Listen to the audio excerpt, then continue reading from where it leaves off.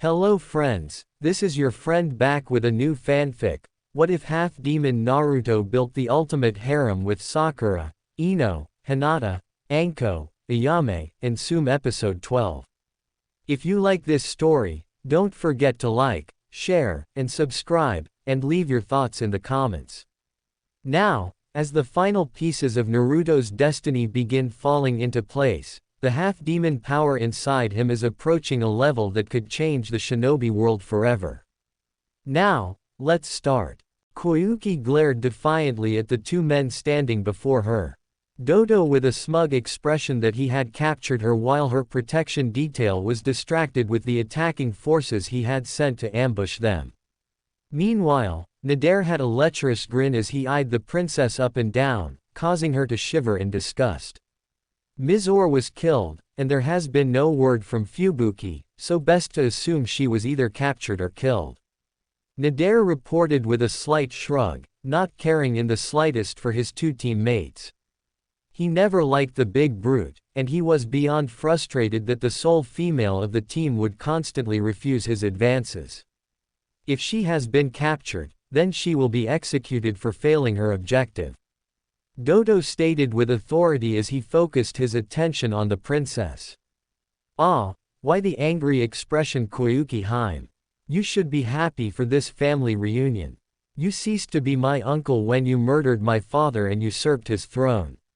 She spat as she narrowed her eyes. My pathetic brother was weak.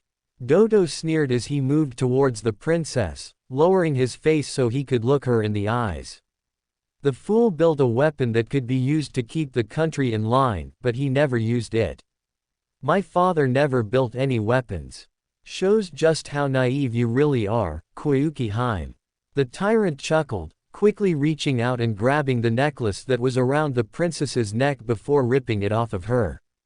Your father spent an exorbitant amount of time and money on his ultimate project. A creation so awe-inspiring, it would shake the very foundation of Yuki no Kuni. Turning, Dodo began to walk away before he froze, staring at the necklace in his hand before he clenched his fist around it, shattering it within his hand. It's a fake, he exclaimed as he swiftly turned around, his eyes mad with rage. Hearing this, Koyuki couldn't help but widen her eyes in shock at the revelation. Her mind quickly raced to think of when it could happen. Briefly she wondered if Naruto could have switched it, but quickly shook that thought away as the blonde had been forthcoming with all of his plans and what he had intended to do. Her thoughts then shifted to when she retired to her room the morning Kakashi assigned the duck to protect her. She vaguely recalled seeing him inside her room while she slept that afternoon, causing her eyes to narrow in realization. She is of no use to us anymore, kill her. Dodo ordered as he turned to leave the room. Dodo-sama, would it be? You can have your fun with her, just kill her afterwards, was all the tyrant said before leaving the room, slamming the door shut behind him in a fit of rage. Well, you heard Dodo-sama, I get to have you all to myself. Nader grinned as he slowly began to approach the princess, his hands working to loosen his pants. Don't worry, I'll enjoy every minute of it. Naruto-kun will come for me, Koyuki stated with defiance. You mean that blonde brat? The lilac-haired man laughed. By the time he finds you, I will have already you and left your corpse to rot. Are you sure about that? A distorted voice came from behind the snow shinobi. Just as Nader turned to see who spoke, a sudden wave of coldness washed over his body as he felt a slight pressure in his neck. Unable to move his head, he looked out of the corner of his eyes to see Naruto holding a black blade in a reverse grip position with the edge of the blade going through the snow shinobi's throat. Though what stood out was that the blonde had a rather feral look about him. The whisker marks that adorned his cheeks were far more defined. His pupils had become slits, with an eerily yellow glow around them. The fingernails on his hands had elongated into what appeared to be claws, and his canines had become more pronounced. With one quick movement, Naruto had brought his right hand around and impaled Nader through the chest before allowing the body to drop to the ground. Having done that, the blonde flicked his right hand away, to remove any blood that lingered on his hand. Taking a deep breath, he slowly turned towards Koyuki. His features returned to normal. "Sorry you had to see that, Koyuki-hime." The blonde apologized, his head bowed. "But I strongly despise rapists. I knew you would come to Naruto-kun." Koyuki smiled as she launched herself into him and wrapped him in a hug. For his part, the blonde Hanyu was surprised. He had half expected her to shrink away in fear due to his transformation. But here she was, embracing him with all that she had. Still, he returned her embrace, rubbing her back in a comforting manner. After a handful of seconds, Koyuki broke the hug and looked up into the blonde heinous eyes. "As Fubuki," she began, "she's safe." He smiled, allowing the princess to breathe a sigh of relief that her childhood friend was safe. "Sakura-chan is watching over her right now. Thank you," she whispered, burying her face into his chest. "Come on, let's get you back to the others," the blonde stated as he moved away from the princess. "No," she said quietly, not moving from where she stood. "My uncle is on board this airship. This is our chance to end this once and for all." "Are you sure about this, Koyuki-hime?" Naruto inquired. While he had no issues in ending the life of the tyrant, his primary objective was to ensure the safety of the princess. "Yes," she replied with confidence. "His rule must end today." "As you wish." He smiled, taking hold of her hand as the two moved through the ship in search of Dodo. After a few minutes of moving through the vessel, the two eventually found themselves out on the deck of the large, airborne boat-like vessel.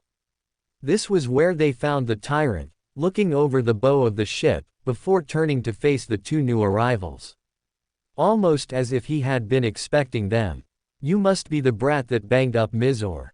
Dodo spoke as he fully turned to face the blonde and the princess, a sadistic grin spread across his face.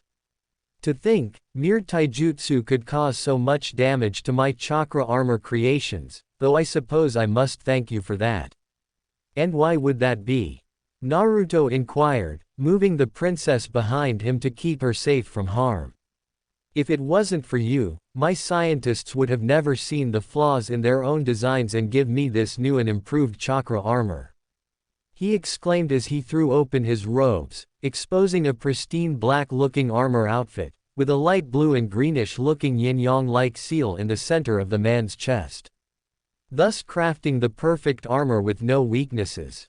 Naruto merely frowned at the man's claim, resisting the urge to scoff at it. If the blonde Hanyu so desired, he could easily puncture the armor as if it were tissue paper. Still, he couldn't deny that there was a small part of him that enjoyed watching as people like Dodo go from feeling invincible, only to have it all come crashing down around him, and then the realization wash over him as he falls into despair. Maybe it was his Hanyu blood, but so long as he didn't enjoy the suffering of innocent people, the blonde Hanyu was content with it. "Well then," Naruto smirked, "I guess I would be remiss if I passed up a chance to test such fine craftsmanship." "Go on, boy," Dodo exclaimed as he held his hands out wide in a taunting gesture. "Give it your best shot, I'll give you the first one free." Okay, now he is just being delusional. Ari thought from inside the blonde's mind. Well, he is about to be disappointed. Naruto smirked. Taking the invitation, Naruto created a shadow clone to stay with the princess while he charged towards Dodo. Channeling a bit of his demonic chakra into his right arm as he brought it back to unleash a full swing into the man's chest. From the sidelines, Koyuki watched on as the blonde's fist connected with the madman's armor and then effortlessly, pushing through it, until it exited the other end, covered in blood. In his arrogance, Dodo had not once considered the blonde would actually be able to harm him. Though that all came crashing down the moment the Konoha shinobi's fist ripped through his chest, and exited out his back, causing to spit up a massive amount of blood out of his mouth. Shakily, Dodo turned to see the blonde, only to be met with an eerie set of yellow eyes with black slit pupils. Jashin-chan will feast upon your vile soul, Dodo Kazuhana. Naruto stated before quickly removing his hand from the man's chest and in a swift movement, summoning his shadow scythe and spinning it around before he severed the tyrant's head from his body in one swift motion. Once the body had fallen to the deck, the shadow clone next to Koyuki had dispersed itself as the princess ran towards the blonde.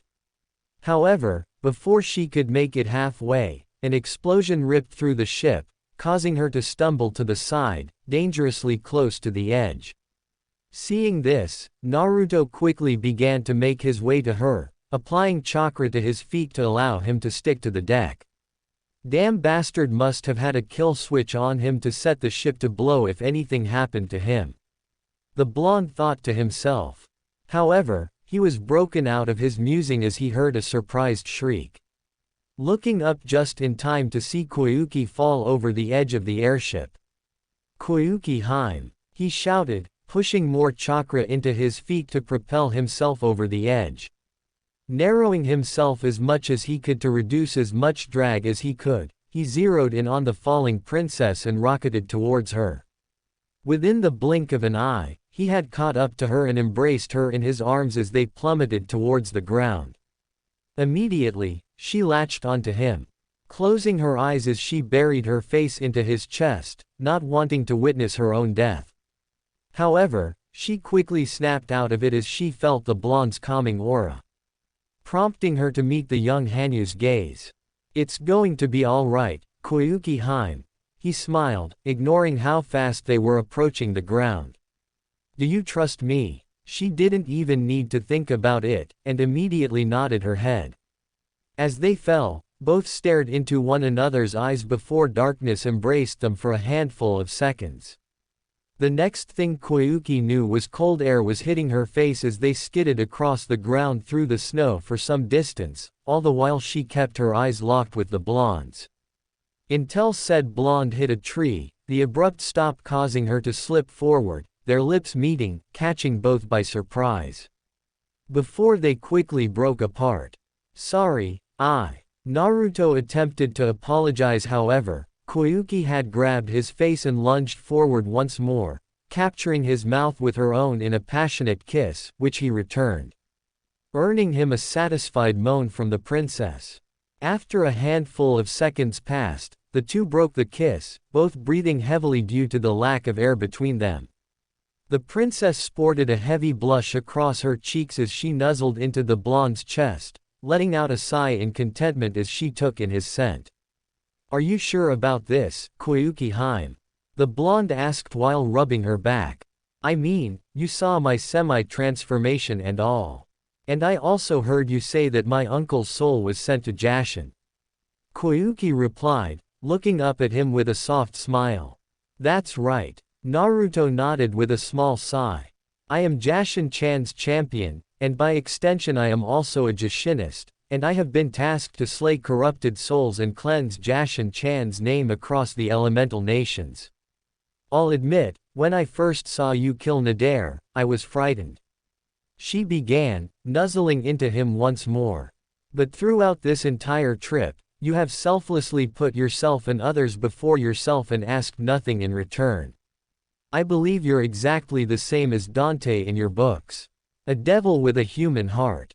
Naruto could only smile at her words, relieved that she didn't hate him for what he had laid bare before her.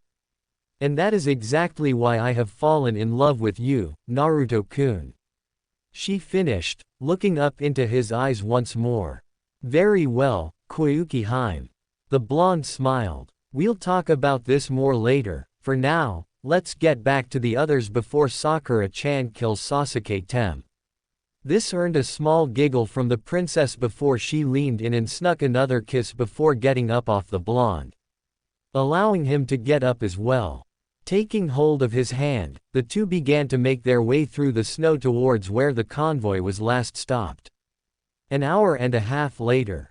Things were a bit boring, to say the least, between those who remained with the convoy.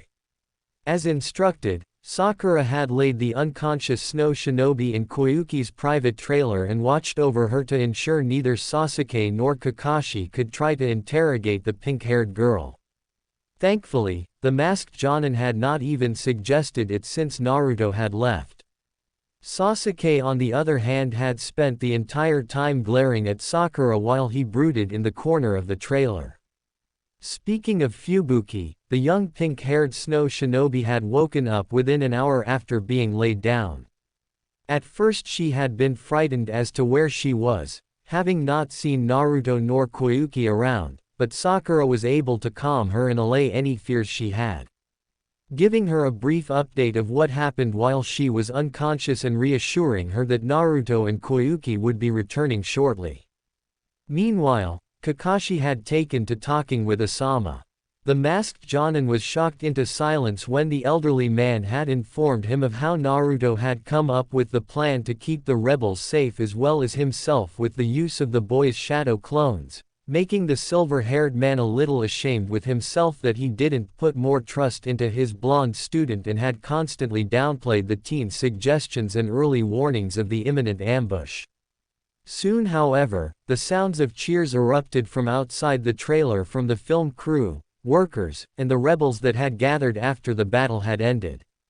This of course prompted all those inside to exit quickly to see what the commotion was about. Doing so, they were greeted by the sight of the princess and Naruto approaching the group as the crowd parted ways for the duo. Sakura couldn't help but smile as she saw the two holding hands. Of course this didn't go unnoticed by the other members of Team 7 either, eliciting two different reactions. Looks like he got himself another girl. Kakashi thought to himself with a bit of amusement. Lucky bastard. While the masked Jonin was amused by the new couple, Sasuke could only seethe in anger that once again, another woman had chosen the blonde robe over him. Welcome back, Koyuki Harem. Asama greeted the princess as the two closed the distance. And thank you once again, Naruto-san, for ensuring her safety. It was nothing, Asama-san. The blonde replied with a slight shrug. Meanwhile, the princess looked directly at Kakashi and held out her hand. I believe you have something of mine, she stated. Nodding, Kakashi withdrew the necklace she had worn and placed it in her waiting hand. The next thing he knew, his head was jolted to the side as his left cheek stung from where she had slapped him. His eyes widening in surprise, though he supposed he did deserve it for taking it without her knowing. Never take my things again, Hitaki-san, Koyuki stated before turning back to the group.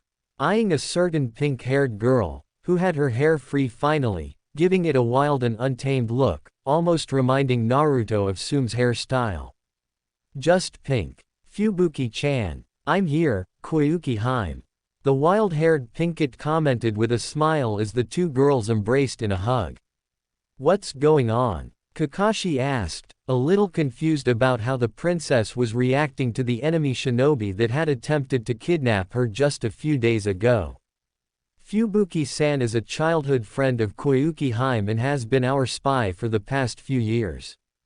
Asama replied. Naruto knew, didn't he? The silver-haired Jonin inquired, piecing together the pieces of how his blonde student had insisted she not be interrogated, receiving a nod from the elder producer. He did, right after the trio attacked us on the ship. Asama continued. He witnessed Fubuki-san tossing a scroll towards Koyuki Harem. Look underneath the underneath. Kakashi thought to himself with a slight frown. Something I have been failing to do as of late. Meanwhile, while Koyuki and Fubuki began to catch up with one another, Naruto had split off from the group and approached his pink-haired mate, who was leaning against the side of the trailer they had been resting in. Reaching her, he gently lifted up her chin to meet her emerald eyes. What's wrong, Sakura-chan? He inquired, feeling his mate being in emotional distress through their mark.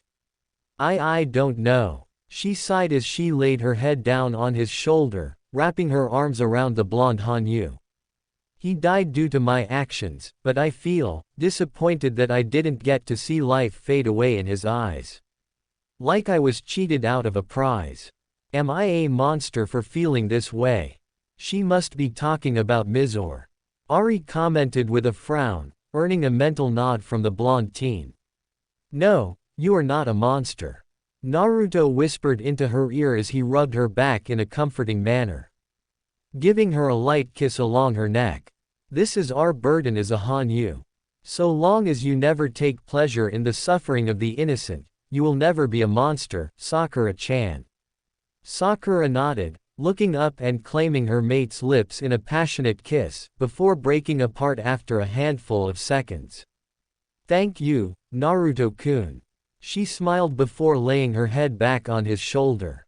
You're welcome, my cherry blossom. He replied with a smile of his own. When we get back to Konoha, I will ask Anko-chan if we can take you out and get you blooded. That way you will have an easier time with your Hanyu urges. Sakura merely nodded in acknowledgement. Both scared and excited at the same time at the prospect of actually taking a life and getting blood on her hands. Figuratively and literally. As the two Hanyus basked in each other's presence, Koyuki and Fubuki approached the two. The former had a smile on her face as she watched the two. Thank you again, Naruto-kun. The princess stated. For all you have done for me. For us, and for Yuki no Kuni. We're not done yet. The blonde smiled as he and Sakura separated from their embrace, earning a confused look from the princess.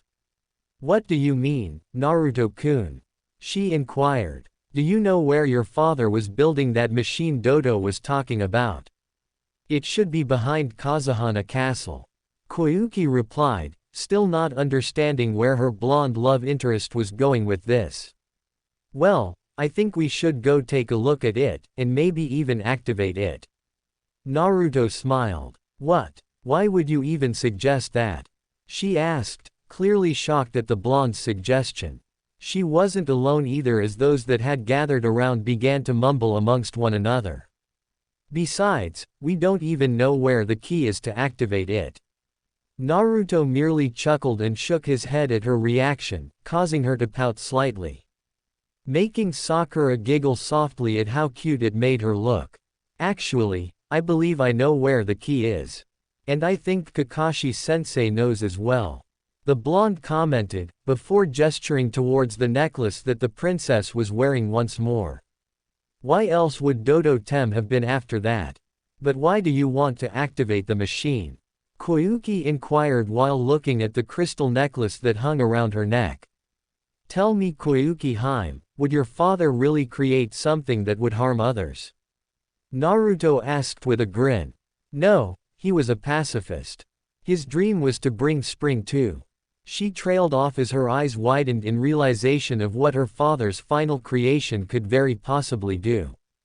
Looking up, she could see the blonde nodding in agreement at her, as if on the same thought as her.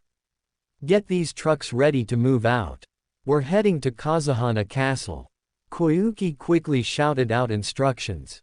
After a chorus of acknowledgements, the drivers and workers set to work to carry out the orders the princess had given them. Shall we, Koyuki-hime? Naruto inquired as he held out his hand towards her. Smiling, she accepted it as she pulled Fubuki along with her as the group entered the truck and departed with the rest of the convoy, heading towards Kazuhana Castle. Kazuhana Castle, 1 hour later. Within an hour, the convoy of trucks and mass of rebels diverged upon the castle. Much to the shock and elation of the citizens within the town. To finally see that the tyrant had fallen and the true heir to the throne had returned to claim her throne.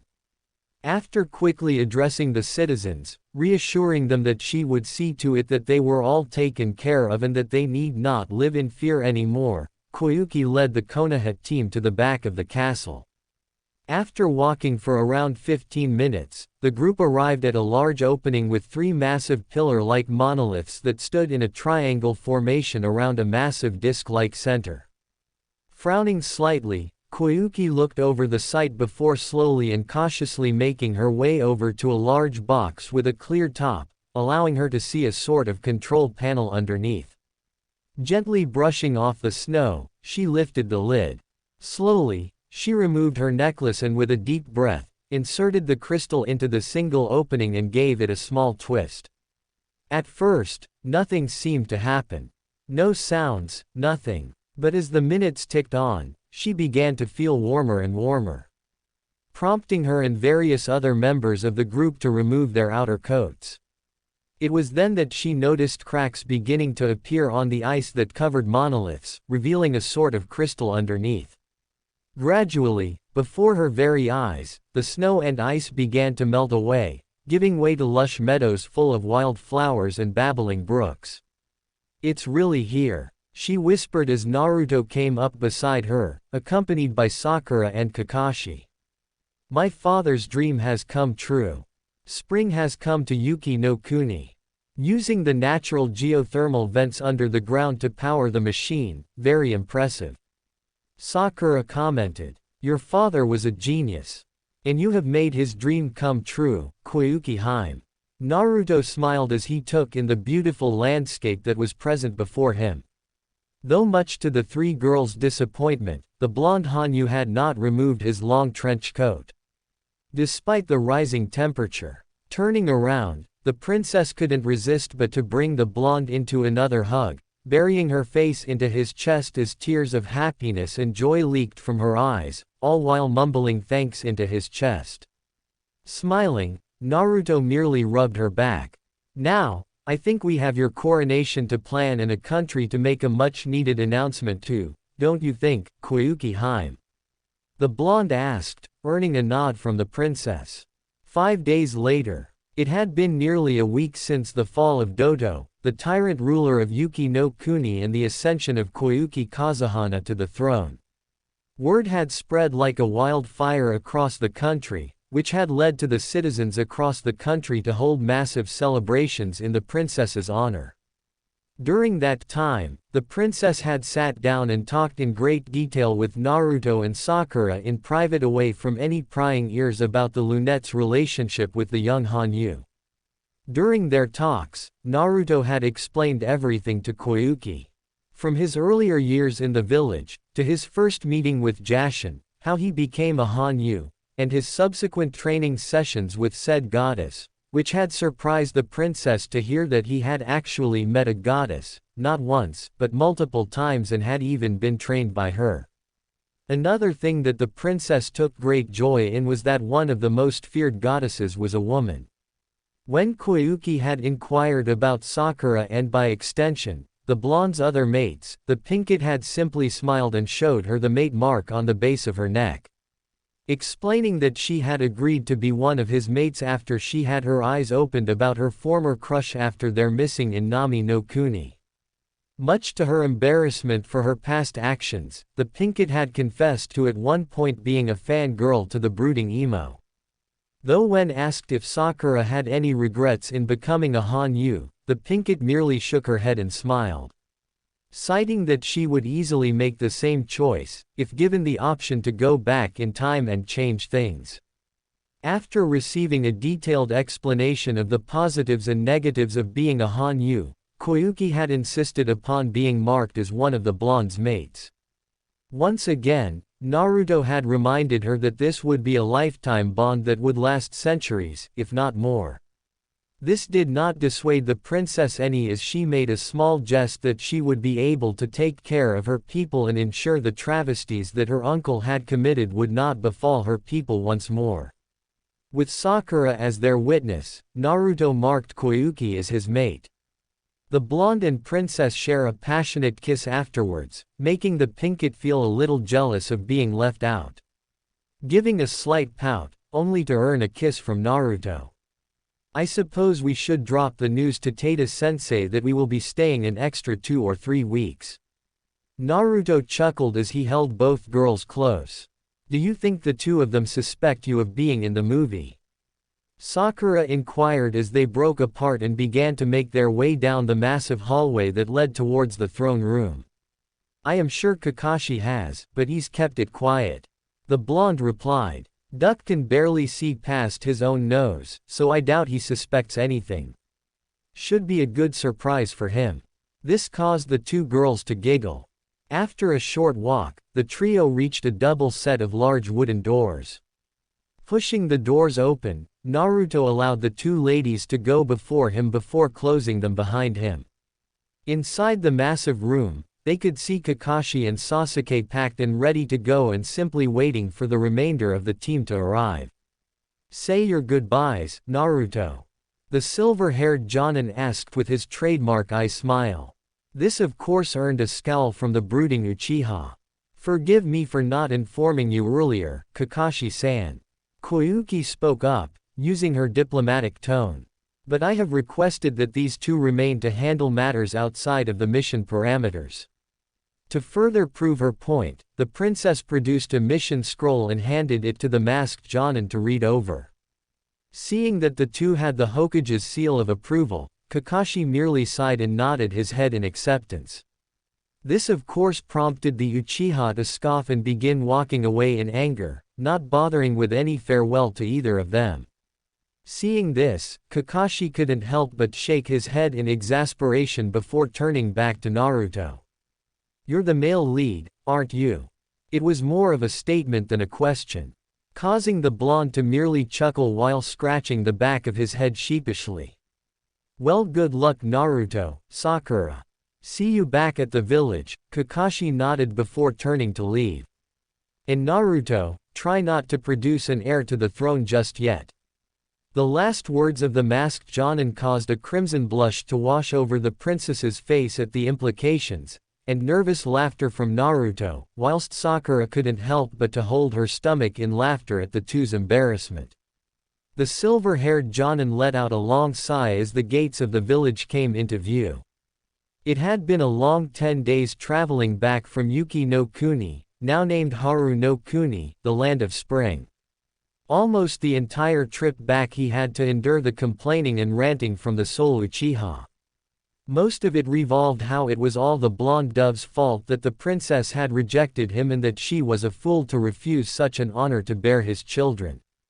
It had gotten to the point that 2 days ago, Kakashi had snapped at the raven-haired teen, reminding the brooding emo that he had strongly suggested that he take it slow with the princess and woo her with his charm. Failing to realize that the last Uchiha had about as much charm as a dead fish. Instead, Sasuke had all but forced himself onto the princess, destroying any chances the Uchiha would have had with the young woman. Since then, Sasuke had barely said a word to the masked Jonin, opting instead to silently seethe and stew in his own anger and hatred towards his blonde teammate. Arriving at the village gates, Kakashi quickly signed the two of them in before dismissing the raven-haired teen for the day.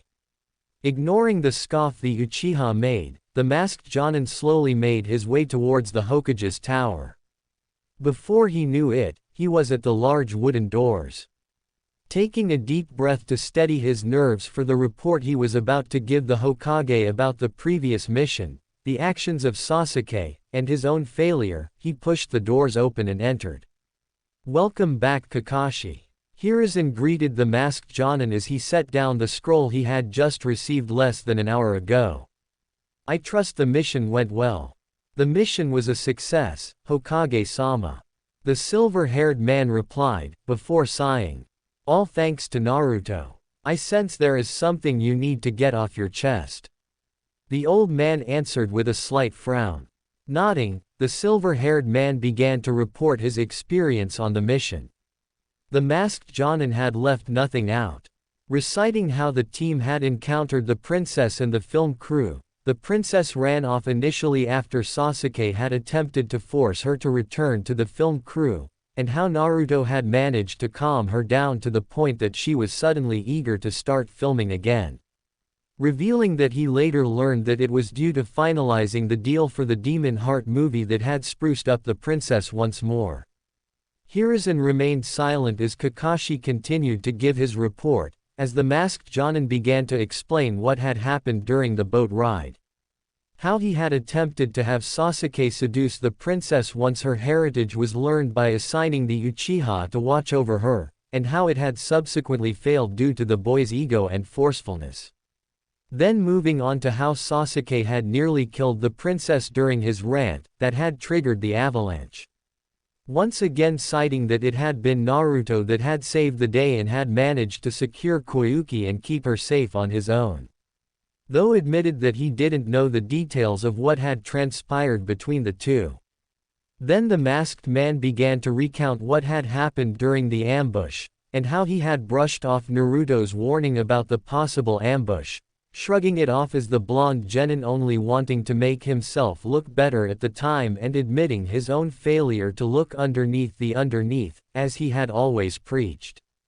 Though with no small amount of pride in his voice, he praised Naruto for not only having the foresight to predict such an ambush, but also saving the rebels from being slaughtered by the snow shinobi forces that had set up the ambush to begin with. Through it all, the elder village leader remained silent as the masked man finished his report. Taking a puff from his pipe, Hiruzen let out a long sigh, turning his gaze towards Kakashi. I have to say, Jonin Hitaki, I am very disappointed in your recent judgments. The Hokage began, though his expression softened a little. However, I am thankful that you reported your failings honestly, and that your own report lined up with the scroll I just received from Princess Koyuki. Kakashi remained silent, hanging his head down in shame, though was a little taken aback by the fact that the elder man had already received a report from the princess. Of course, Naruto has snake summons. He mentally reminded himself. Regardless of your honesty, I'm afraid I must still punish you and Genin Uchiha for your recent misconduct. Hiruzen sighed. While punishing the masked Jonin wasn't an issue, the village leader knew that the elder council would intervene in favor of the Uchiha boy. I understand, Hokage-sama. The silver-haired man stated. I accept any punishment you deem appropriate. Nodding, Hiruzen thought a moment before an idea came to mind. Until Naruto-kun and Sakura-chan return, you will be temporarily demoted to Chunin and serve as a gate guard. That's not so bad, Kakashi thought to himself. Furthermore, your pay will be cut in half. Hiruzen continued with a mischievous grin on his face, which worried the masked Jonin. You are also banned from reading any Ika book during your punishment. Okay, I can just leave it at home. And before you think you can just leave your book at home, it must be on you at all times. The Hokage grinned as he saw the masked pervert pale. It wouldn't be much of a punishment if you could simply ignore it. I understand, Hokage-sama. Kakashi relented, mentally crying anime tears of what he will have to endure the next few weeks. Very good, you are to report to the front gates tomorrow morning, at 7 o'clock in the morning. The elder man informed him. And you will not be late. Understood. The masked Jonin, now Chunin, nodded before frowning. What is Sasuke's punishment? Hiruzen frowned slightly, feeling that Kakashi was already going to slip back into his old ways and try to get the Uchiha boy out of being punished. However, that was quickly brushed aside at what the silver-haired man said next. The elders will attempt to have his punishment swept under the rug. To be honest, I have half a mind to revoke his shinobi license and seal his chakra for the stunt he pulled while in Yuki no Kuni. The Hokage sighed. However, with the Chunin exams fast approaching, with no immediate replacement genin in need of a team, that would only serve to punish the other two team members. And as you have said, the elders will aim to sweep the incident under the rug. May I suggest something? Kakashi inquired. Have him do nothing but D-rank missions inside the village. Hiruzen couldn't help but grin at the thought. It was perfect, since the Elder Council would be unable to interfere because it wouldn't be sanctioned as a punishment, just solo D-rank missions. I believe that will work. The Hokage agreed. I do believe I heard Tsume complaining about her son being lazy about cleaning the Inuzuka kennels. However, before they could continue talking, a knock was heard from the doors. The council requests you attend a meeting that has been called. A voice nervously called from the other side of the door. They probably saw Sasuke and myself returning alone and no doubt have questions or have jumped to conclusions. Kakashi speculated. Very well, let us go. Hiruzen sighed as he stood up to leave the office. No doubt they will want to hear from you. Nodding, the masked Jonin followed the village leader out of the office and down the corridor where the council chamber was. Council chambers. Murmurs echoed throughout the large room as nearly the entirety of all the council members were present, minus one. Mebuki Haruno, who had to travel to the fire capital a few days ago to take care of family and business-related issues that had been brought to her attention. It had appeared that her brother-in-law had been caught padding the numbers to make him look better in the eyes of his in-laws, possibly in hopes of them leaving the family business over to him when they eventually passed on. Now though, he was sitting in a cell for fraud, and the Haruno family was forced to take an accounting of every transaction the business had made. However, the murmurings ceased once the large doors opened, revealing the Hokage, along with Kakashi next to him. The sight of the masked Jonin brought a small smile to the face of the elders and a few of the civilian council members. Is there a reason why this meeting was called? Hiruzen inquired, his tone clipped, signifying he was not happy about yet another meeting being called behind his back. We heard that Hitaki-san and Uchiha-sama had returned, Kaharu stated, and without the Haruno girl and the Uzumaki child. Both Sakura-chan and Naruto-kun were requested to remain to attend to matters outside of the initial mission parameters. Hiruzen replied, leveling a glare at the lone female elder for her near slip-up. And why would the actress request the Uzumaki brat to remain behind? One of the few civilian council members that were still loyal to the Uchiha inquired. Surely Uchiha-sama would have been able to handle any additional task she would have required. Though it wasn't said, the implication that was implied prompted a few of the Shinobi clan heads to narrow their eyes at the civilian counselor that had just spoken. Meanwhile, Hiruzen puffed his pipe as he contemplated just how much he should divulge. Letting out a mental sigh, as he knew even if he didn't want certain members to know, they would still find out regardless due to gossip and loose tongues. The reason why Princess Koyuki Kazuhana, who was using Yukie Fukikas as an alias, requested Naruto and Sakura to remain behind was due to the two being the driving force of the mission's success. Hiruzen began, earning a series of gasps of shock upon learning the actress's real name. As for Genin Uchiha, he is one of two people that have been banned from entering Yuki no Kuni, now named Haru no Kuni. This sent the elders and a handful into an uproar, upon hearing that their prized Uchiha was banned from entering the country. Why was the Uchiha banned from the country? Inoichi. And who is the second person banned? Tsume added. Due to engaging in corporate sabotage, Jiraiya has also been banned from the country. Along with his Ika Ika book series. The elder man sighed. As for Genin Uchiha, I will allow Kakashi to explain. Nodding, the masked Jonin stepped forward and began to repeat his report of the mission. As expected, the elders and the handful of civilian council members that were still in the Uchiha camp were none too pleased that Naruto was receiving such praise, and their vaunted Uchiha was being overlooked. Crying foul when Kakashi had reported that the actions of the arrogant Genin had nearly killed the princess in the process, if not for the blonde's quick thinking and foresight. And that is why Sasuke Uchiha is banned from entering Haru no Kuni, and why the princess had requested Naruto and Sakura to remain. The masked Jonin sighed as the room erupted with shouts. Some defend the Uchiha and condemn Naruto. But surely this princess should have felt honored that Uchiha-sama was interested in her. The same civilian from before, as the room quieted down. In her own words, the Uchiha name holds no value in her land. Kakashi stated. Add to the fact that he all but forced himself onto her, and nearly got her killed. Princess Koyuki holds no love for the boy. This is a grave issue. Hayashi stated, earning nods of agreement from his fellow clan heads. All of them knew full well that such an incident could have led to a war between the two countries. What should the Uchiha boy's punishment be? Before the village leader could answer, Homura interrupted. You can't possibly be serious about punishing Uchiha-sama.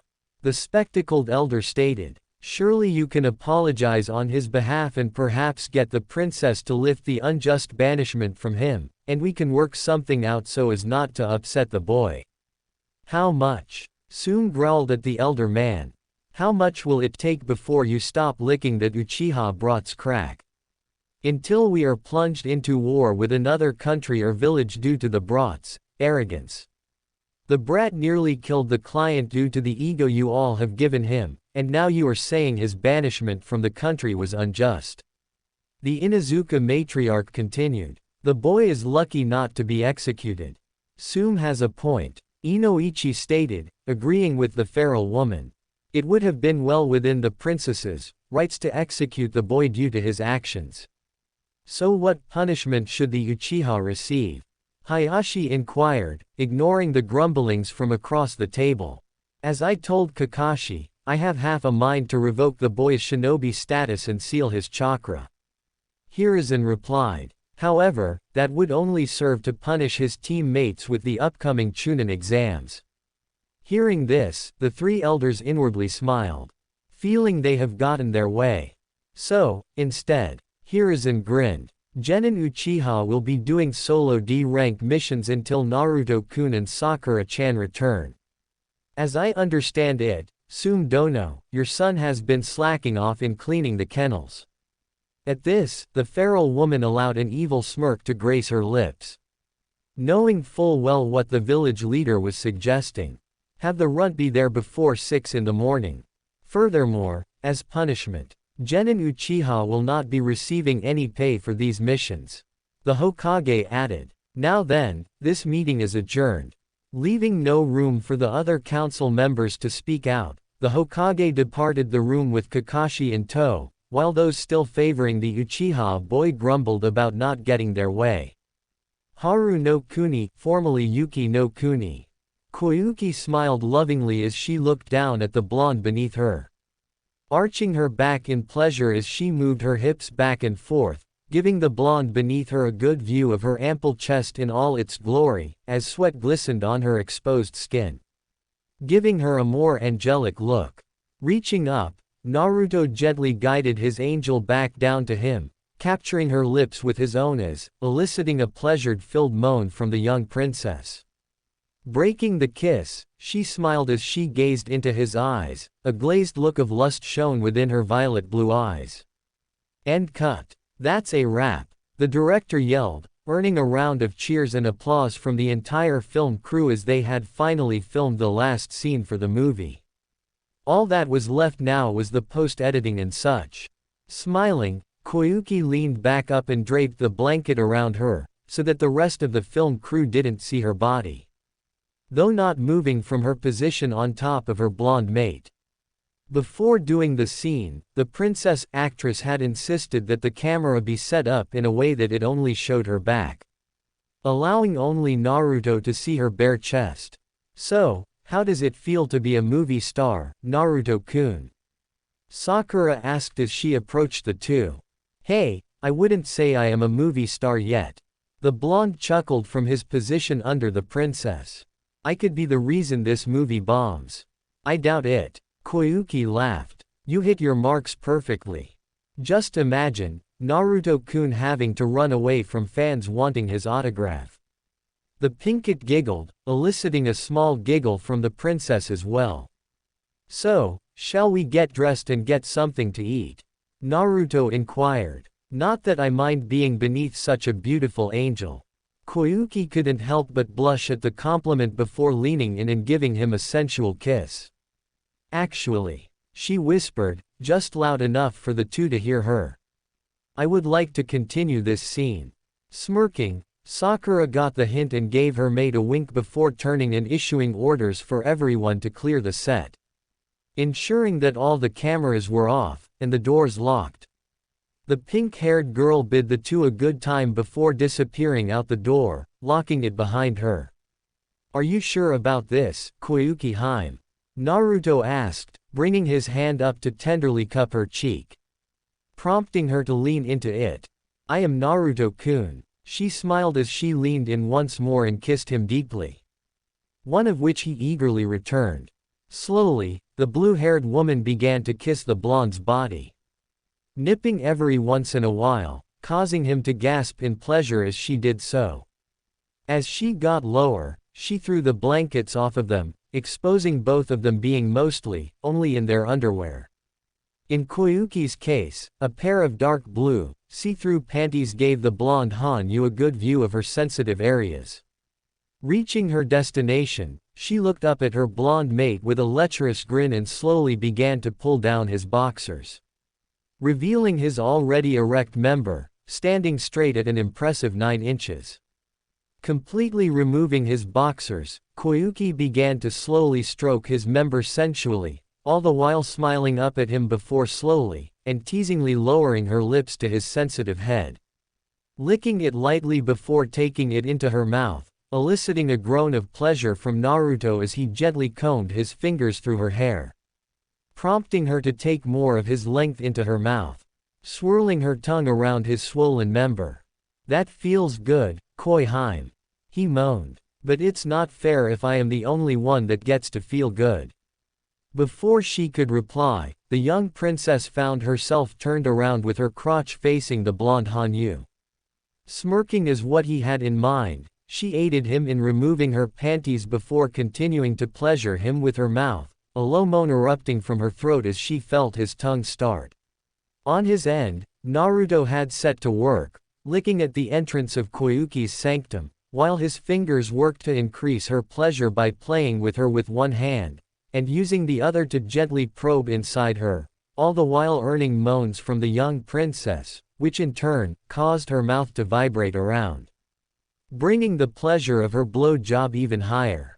As they continued for another handful of minutes, Naruto began to allow his tongue to enter her, sending her to the edge as she cried out as she could feel her climax nearing, as he continued to probe in and out of her. His fingers continuing their work only pushed her further. Naruto-kun," she gasped as she felt the pressure building up in her core. "I'm about to let it out, Koi-hime," he breathed, as he continued to work.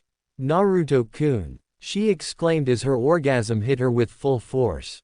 Her eyes rolling in the back of her head, momentarily she collapsed on top of him. His hardened member is still in her hand. "Tasty, Koi-hime." He smiled as he finished lapping up everything she had offered him. Gently, he positioned the princess so that while she was still on top of him, he was looking directly in her eyes, seeing them filled with lust and a certain glow from her recent orgasm. Bringing her down, he captured her lips once more, feeling her rub herself against his hardened member as they continued their battle of the tongues. Breaking the kiss, Koyuki reached down and stroked him a few times before placing it at her entrance. Taking a deep breath to steady herself, she slowly began to lower herself onto him, stopping once she felt him hit her barrier. Looking down at the blonde, she could see the concern in his eyes. Giving him a soft smile, she took another breath before breaking the barrier as she impaled herself on his swollen member, letting out a small cry of pain. Immediately the blonde sat up and wrapped his arms around her, kissing away her tears as he rubbed her back, and softly combed his fingers through her hair. After a few minutes, the pain had subsided enough to allow her to move. Kissing him, to show her appreciation for his concern for her, she gently pushed him down as she began to gyrate her hips, feeling him hit new spots within her. As time passed, Koyuki began to quicken her pace until she was literally bouncing up and down on him as cries of pleasure echoed through the empty set. Though it was clear she was becoming tired, as her leg muscles began to protest such actions. Seeing this, Naruto grinned and pulled her close, kissing her as he rolled them over, allowing him to be on the top. Almost immediately, Koyuki wrapped her legs around him. However, instead of continuing the fast pace she had set, the blonde had slowed down to strong rhythmic thrusts, increasing the pleasure for the young princess as she began to moan louder into the kisses. Her arms holding the blonde Hanyu as close to her as possible as the pleasure spread throughout her body. "Koyuki-hime," Naruto panted. "I'm about to Me too, Naruto-kun. She whispered, kissing him once more. Let it all out and mark my insides. Kissing her deeply once more, he quickened his strokes as he felt his climax drawing closer. With one final push, burying himself as deeply as he could within her, she released his load, causing her to cry out in pleasure as it triggered her own orgasm. Gently, he removed himself from her and laid down next to the panting princess, drawing her in close to him, which she eagerly accepted as she snuggled into his chest with a smile on her face. I love you, Naruto-kun. She smiled, letting out a sigh of contentment as she breathed in his scent. She really loved the blonde Hanu's musk, ever since that time they were stranded after the avalanche. And I love you, Koihime. He replied with a smile as he held her close. This chapter will now continue as scheduled. Thank you for your patience. ... Nearly an hour had passed as the two laid there. Naruto couldn't help but smile as he gazed down at the sleeping form of the princess, gently combing his lover's hair, though he knew he should get her someplace more private, knowing the last thing either of them needed was for some curious stage hand to walk in on them. Gently, he picked her up and shifted her into a bridled position before melting into the shadows. Within the blink of an eye, the two arrived in the princess's private quarters. Walking over to the bed, Naruto summoned a shadow clone to prepare the bed before he set the sleeping princess down to allow her to sleep. However, before he could pull back to leave, she wrapped her arms around his neck and pulled him into bed with her. Stay, she murmured, half asleep. Smiling, Naruto complied, silently ordering the shadow clone to inform Sakura of the change of location. Konoha, the next day. No, I absolutely refused to do this peasant work, the arrogant Uchiha exclaimed before a grinning Tsume. Tough shit runt, she stated, her grin becoming feral. Because you're pathetic as mine. Now get to cleaning. He never got to finish as the feral woman was upon him in an instant, her clawed-like fingers at his throat. An animalistic growl came from her throat as she stared down at the now frightened Uchiha. Bringing him closer, she let out a curious sniff, before she leaned back and sniffed again. Looking down, she saw a dark and wet stream starting from the boy's crotch and running down his leg. Dropping the boy, she let out a loud laugh at the boy's embarrassment. All right, Mr. Peabody, get to work, she ordered as she waited, and dared for him to lash out again. Wisely, he chose not to and slowly began to set to work cleaning the first kennel, which was a disaster zone. The brooding Uchiha could have sworn that the woman had fed the dogs something that caused them to shit everywhere, considering he couldn't see the floor of the kennel. However, as he made a step to enter the kennel further, he had managed to slip on a fresh pile of dog droppings, causing him to slip. Desperately, he tried to catch himself, only to fall forward and fall face first into a fresh, warm pile of dog shit. Damn you, Naruto, he mentally screamed, placing all the blame on the blonde Hanyu, refusing to accept that his current predicament was his own fault. And much to his misfortune, his suffering had only begun. Darkness Falls. Chapter 28. Fubuki never considered herself a girly girl, always focusing more on her training as a kunoichi, instead of obsessing over her looks to catch the eyes of boys in her class. While the other girls were fussing over their hair and makeup, she was out improving her Hyoten jutsus. When the rest of the girls in her class were spending their weekends at spas and salons, she would be in the training field practicing her taijutsu. So why now was her face doing a perfect impersonation of a tomato? Because her hand was firmly being held by the blonde shinobi that had all but single-handedly saved her country and restored its rightful ruler to her throne. Are you okay, Fubuki-chan? Naruto inquired about his impromptu date as he noticed the heavy blush on her face, mentally chuckling as to how this had all come about. From the quick briefing he was told from Sakura, Fubuki had confided in Koyuki about her attraction towards the blonde. The end result, the young princess and pink-haired Hanyu had set the two of them up on a date at the last minute. To add to the Pinket's embarrassment, Koyuki had insisted she wear something other than her typical battle-ready gear. Gone was her chakra armor set up and hooded coat, instead she wore an elegant kimono, showing off her figure more than she would have liked. Even her wild hair had been done up in braided loops. The only piece of attire from her old outfit she had been allowed to wear was her hitai, which now hung loosely around her neck. "I'm fine," she replied, rather quickly. "I swear, daimyo or not, I am going to get Koyuki back for this." "If you say so." The blonde chuckled, causing the pink-haired snow shinobi to scowl.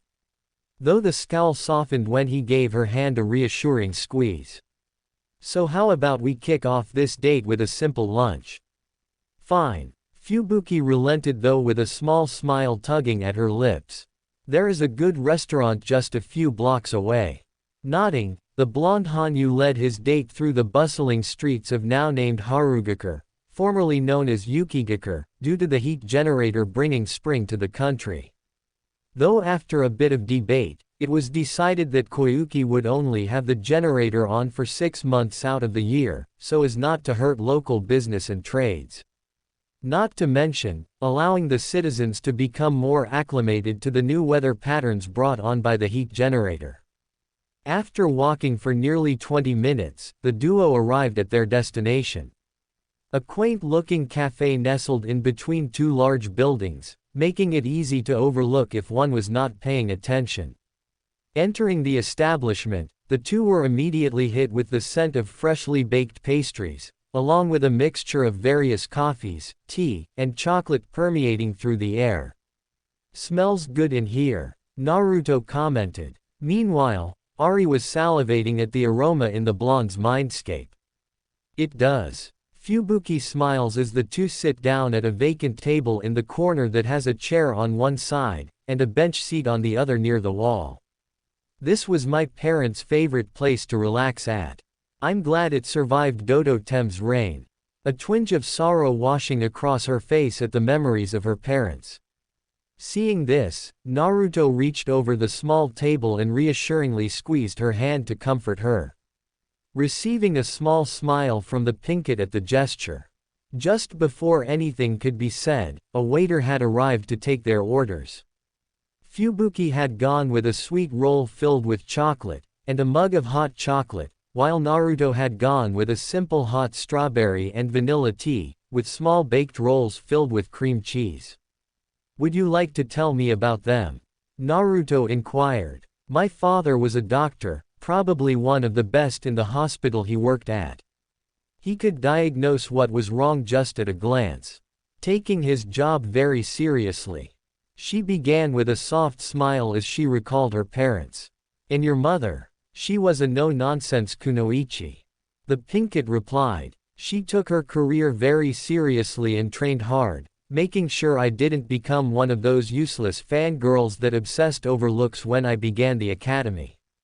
Something tells me there is a funny story as to how they met."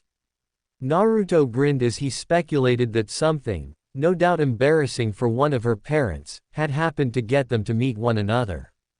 "Well," Fubuki couldn't help but giggle slightly. "From what I was told, my mother had been training with her teammates when one of them accidentally set off an explosive tag next to where they had set their training kunai. As a result, when it went off, one of the kunai got impaled into my mother's rear. And as chance would have it, my father was the only doctor on duty at the time."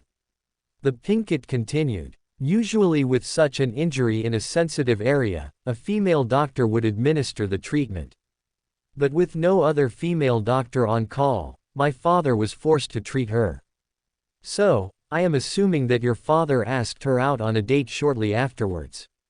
Naruto ventured, taking a sip from his tea that had arrived, along with their other orders while Fubuki was reminiscing about her parents. "Actually, from what my mother told me, she demanded that he take her on a date." She chuckled, taking a drink from her hot chocolate. While she was grateful that he didn't even chuckle at her predicament, Her pride demanded that he treat her to dinner for seeing her in such an embarrassing state. Sounds like a book-worthy meeting, the blonde commented, prompting the pinkett to giggle once more. I just wish I could have saved them. She sighed, gaining a distant look in her eyes. Seeing this, Naruto moved out of his seat and sat down on the bench and brought her into a firm hug as he rubbed his hand along her back in a comforting manner, allowing her to bury her head into his chest as tears fell freely from her eyes at the memory of her parents. They loved you a lot. He finally spoke softly into her ear. They knew what kind of bastard Dodo Tem was, and they were prepared to make the ultimate sacrifice to ensure you lived to see a better future for this country. Gently lifting his hands to her face, he softly positioned her head to look him in the eye as he wiped away her tears with his thumb. And now look around you. He smiled softly at her. With your information, we were able to remove Dodo Tem from the throne and restore Koyuki Heim to her birthright and freed this country. You made this possible. To punctuate his words, he lightly kissed her forehead, causing the poor girl to blush up a storm. Thank you, Naruto-kun. She smiled. What about your parents? Well, the blonde frowned slightly. Both died the night I was born. My mother died to protect me, while my father died trying to make me into a weapon for the village when he sealed the Kyuubi inside of me. At this, Fubuki's eyes widened in shock. With a small sigh, Naruto began to tell her the story of his life thus far. Finding out his father had intended to have him conditioned to be a mindless weapon for those who were power-hungry within the village, and how he avoided such a future with the help of his precious few people.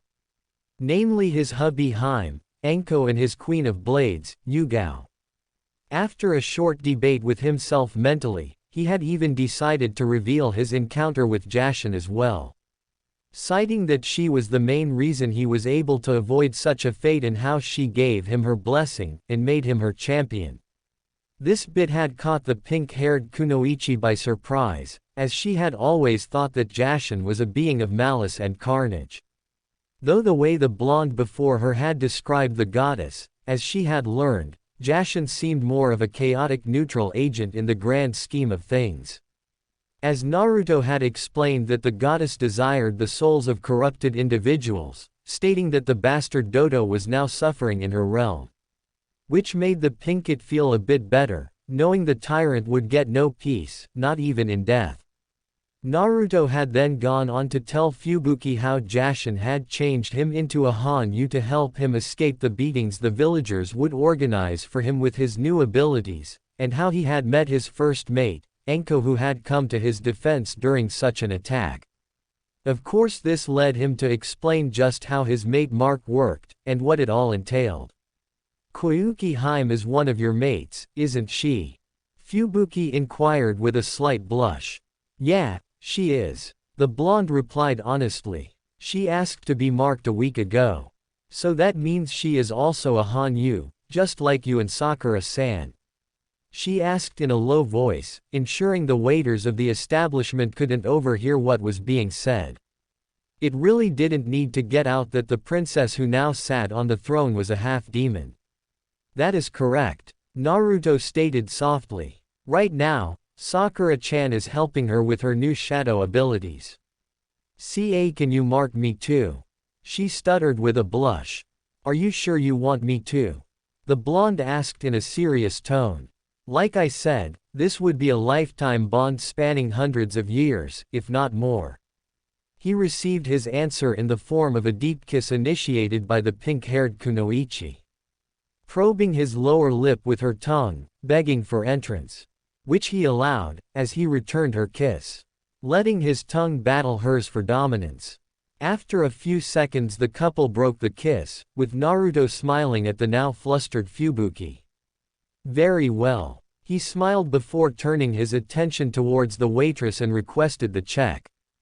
Paying the tab, and leaving a nice tip, he got up and held out his hand towards the pinkett, who took it, allowing him to help her to her feet, before being led out of the small cafe. Both feeling excited and nervous at the same time. wrapping her arm around his in an affectionate manner as she leaned her head on his shoulder. After walking around for another 20 minutes, the two found themselves alone in the middle of a spacious park, full of sakura trees and various other foliage that was coming to life with the arrival of spring within the country, giving it a beautiful setting. Smiling softly, he turned towards his pink-haired date, bringing her in close as he wrapped his arms around her waist, prompting her to return his embrace. "Are you ready, Fubuki-hime?" Receiving a nod in confirmation, he watched as the young woman closed her eyes. Leaning in, he bit down on her shoulder, causing her to gasp slightly as he began to pump his Hanyu chakra into her. Out of instinct, she bit down on his shoulder as well, allowing their chakras to mix, and in the process, accepting his mark. After a handful of seconds, they released each other. "Welcome to the family, Fubuki-hime." He smiled. "How do you feel?" "I feel," she thought for a moment as she reached out with her senses.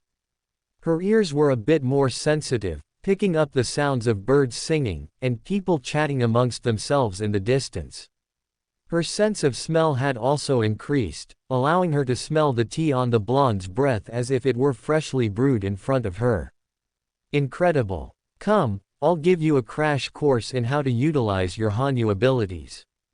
Naruto smiled, before going into an explanation on how to use her new abilities, going over their uses and practicality in combat and other survival encounters. Uzumaki compound, later afternoon. Laughter and chatter filled the Uzumaki household as the girls who resided there had gathered for the evening for dinner and to catch up and bond with one another. Ayame had come over earlier in the afternoon to help cook for all of the girls. Unsurprisingly, she whipped up a massive batch of ramen for dinner for all the girls, though Anko had snuck in some dango as well.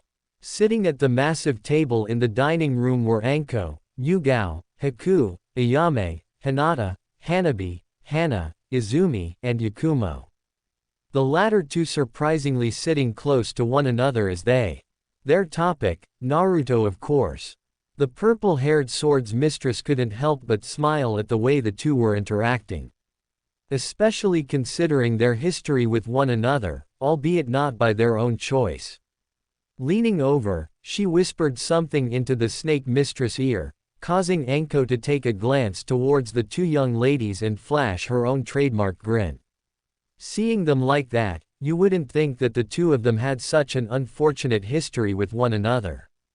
Anko commented in a low tone, so that only Yugao could hear her, who nodded in confirmation. When the two had first met under Izumi's insistence, it had been a tense moment for those in the room at the time. In the Uchiha's own words, she would rather address if there would be any issues with one another early, before it became more severe. In other words, before Izumi got too comfortable within the household, with this new family. Understandably, Yakumo had been rightfully upset at the Uchiha girl who had begged for forgiveness from the genjutsu prodigy on her part to isolate the girl for Danzo to claim, and had caused the girl much grief as a result. However, what Yakumo did next had surprised the former root member. She brought her into a hug, merely stating that this is what Naruto would have wanted. Not to mention, the young genjutsu prodigy had also been informed about the seals that are placed on root members, as she almost had one on herself if not for the blonde Hanyu's intervention. It helps that they have a common interest. The Queen of Blades chuckled slightly. So we got two new prospective sister wives. The snake mistress teased, though loud enough that the entire table heard her. Earning a round of giggles from the other girls, with the two insinuated soon-to-be sister wives blushing madly. "So Anko-chan, seeing as you are the most experienced out of all of us," Hana spoke up with a feral-like grin.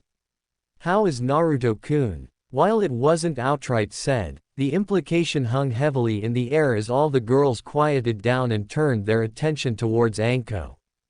After a few seconds, the snake mistress allowed a mischievous grin to grow on her lips. "And just what do you want to know about exactly?"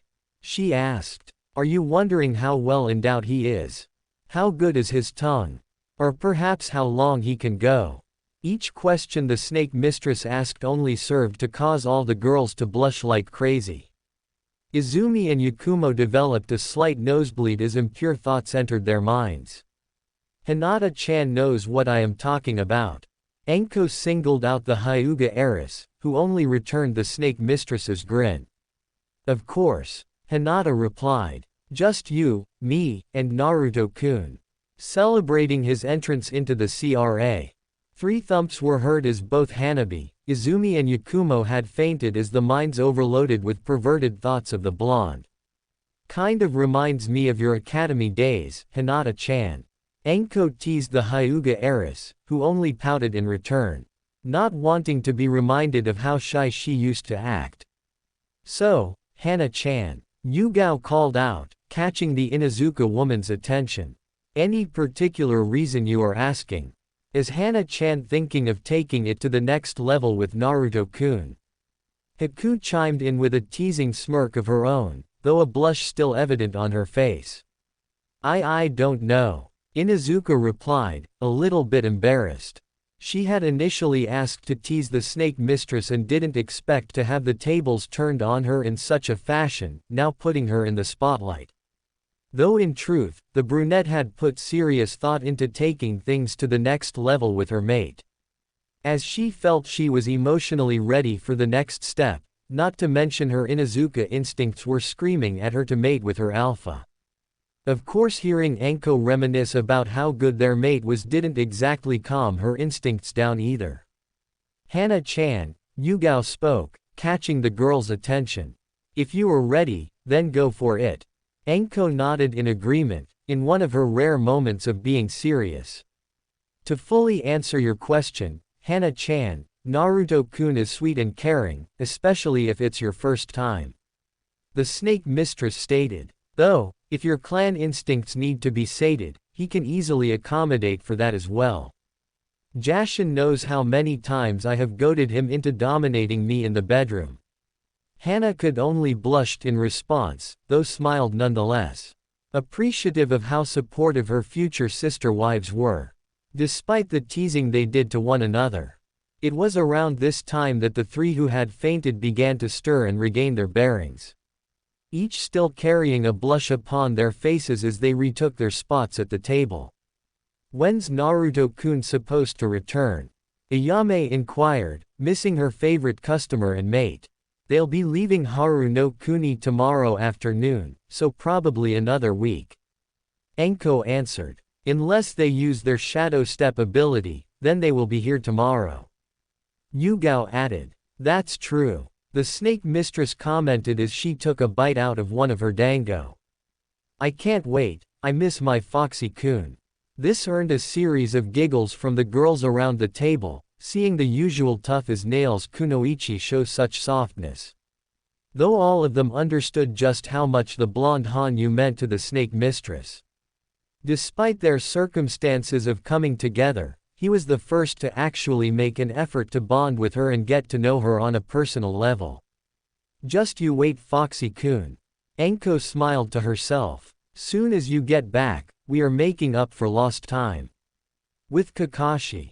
The masked former Jonin, now Chunin let out a bored sigh as he leaned against the large gate post of the village. Kakashi was no stranger to having to wait long periods of time, but usually he had his favorite orange book to keep him entertained. However, due to his punishment he was unable to read it. Though his fingers twitched dangerously close to the pocket that held his treasured book, before he pulled his hand away. To make matters worse for the disgraced Jonin sensei, his rival, Meta Guy had come through not too long ago and upon seeing the silver-haired man on guard duty had immediately asked as to why his eternal rival was not with his team training them. Kakashi had honestly replied and admitted to his own sins and failures as their sensei, earning himself a passionate speech of his unyouthfulness. Followed by a declaration by the green spandex-wearing man that he would do an ungodly amount of mundane and extreme exercises until Kakashi got his youthfulness back. Kicking up from the post, the silver-haired shinobi walked over to the guard post and sat at the desk that had been provided for the guards on duty. However, as he entered the small shack, he noticed something sitting on the desk. A simple book. Frowning slightly, he quickly flared his chakra to dispel any henge that may have been placed over the suspicious book, not trusting that one of the Anbu, namely Neko, would plant a copy of Ika Ika, just to prank him. However, nothing had happened. Satisfied that the book was not a trap, he picked it up and looked it over. Demon Heart. Kakashi noted. That is the name of the movie Koyuki was going to be filming. With a shrug, the silver-haired shinobi sat down and opened the book. After all, he was only told he couldn't read his Ika Ika books.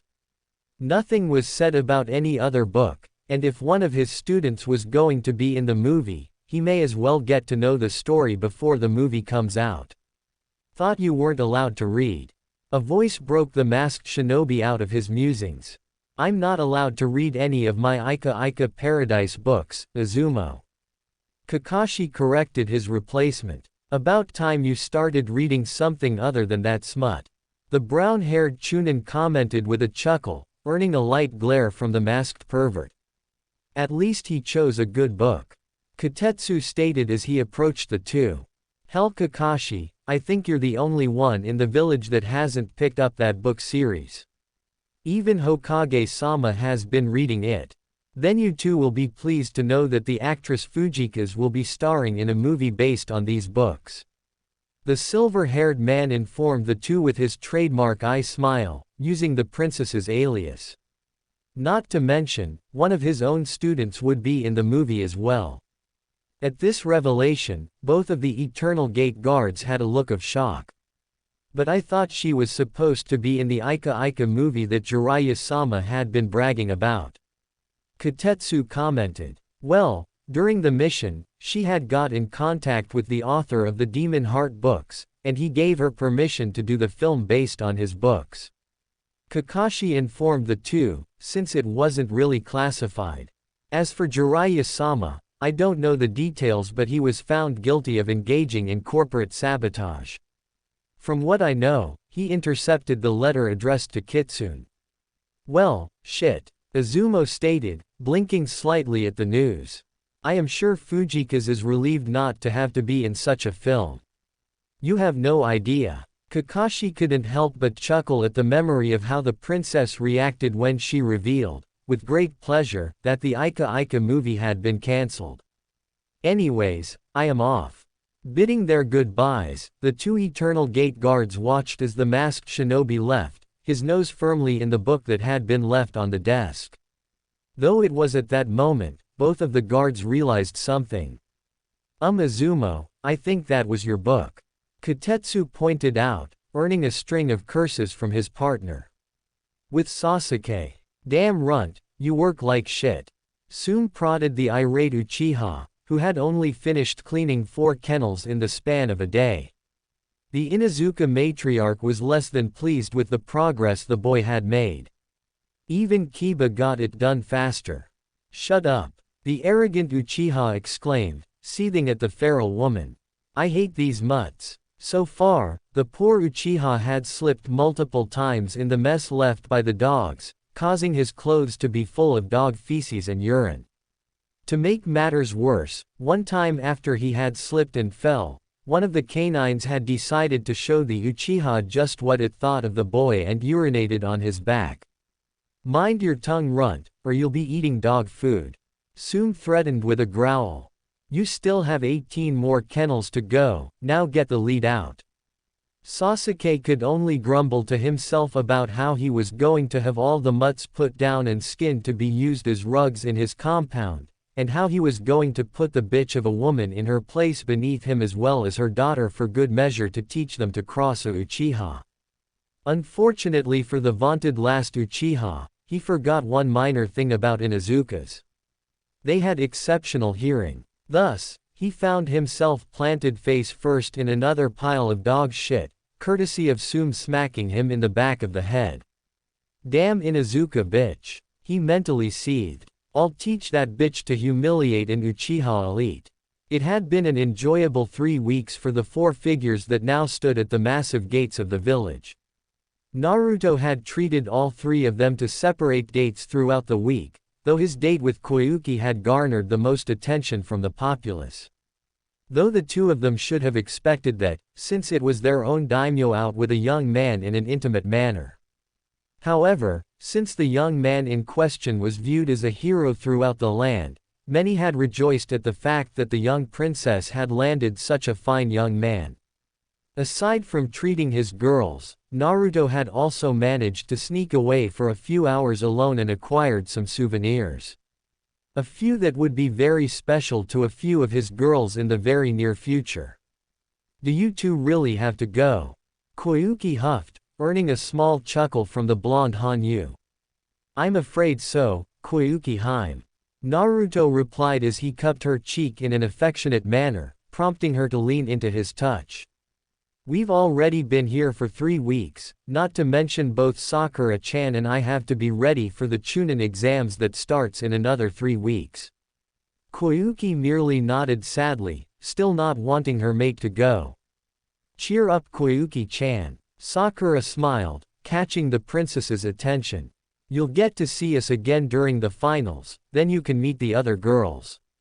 At this, the young ruler couldn't help but smile.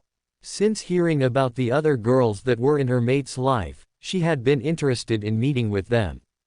Especially the one named Anko, whom she had learned from Sakura was Naruto's first mate, and no doubt had interesting tales to tell of the blonde Hanyu. Fubuki on the other hand was interested in meeting with Haku, and comparing Hyoten jutsus. We'll be there. Fubuki started with a small smile. Naruto-kun, Koyuki blushed. Could you perhaps make a stop at the port we departed from in Tetsu no Kuni, and give these to those 2 children? In her hand were 2 autographed posters of the upcoming movie both of them were in, though these particular posters only showcased the demon queen that Koyuki had portrayed in the film. Smiling, Naruto gently took them. As you wish, he replied. With one last bid farewell, the blonde embraced both of the girls into a firm hug, planting a kiss on each of their cheeks before he returned to his teammate, before finally sinking into the shadows to make their first stop to drop off the autographed posters for the children before heading home. Konoha Gates, a few hours later. It had been a dull afternoon for the Eternal Gate guards. Even more so for Izumo since Kakashi had borrowed his book and had yet to return it, which caused the brown-haired Chunin to grumble in complaint. With little else to do, the man blankly stared at the long path that led into the village. Squinting slightly as he saw 2 figures approaching the gates at a leisurely pace. As the 2 travelers neared, Izumo could finally make out the distinct pink and blonde-haired individuals with black lowlights. Hey Kitetsu, look who it is. He called out to his partner and best friend while gesturing at the approaching duo. So they're finally back. The other Chunin chuckled. Kakashi is going to be happy when he learns of this. Maybe I'll finally get my book back. Izumo grumbled again, earning another laugh from his friend. Welcome back Naruto. Kitetsu greeted the blonde as he and Sakura finally reached the massive gates. And Sakura. Still haven't moved up in rank I see. The blonde Hanyu teased the 2 guards.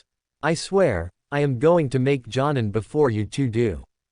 Why move up when we're comfortable right here? Izumo shot back with a laugh. Exactly. His best friend agreed as he signed in the 2 returning genin. Pay is good, the missions are safe, and we are the first to meet new people entering our village.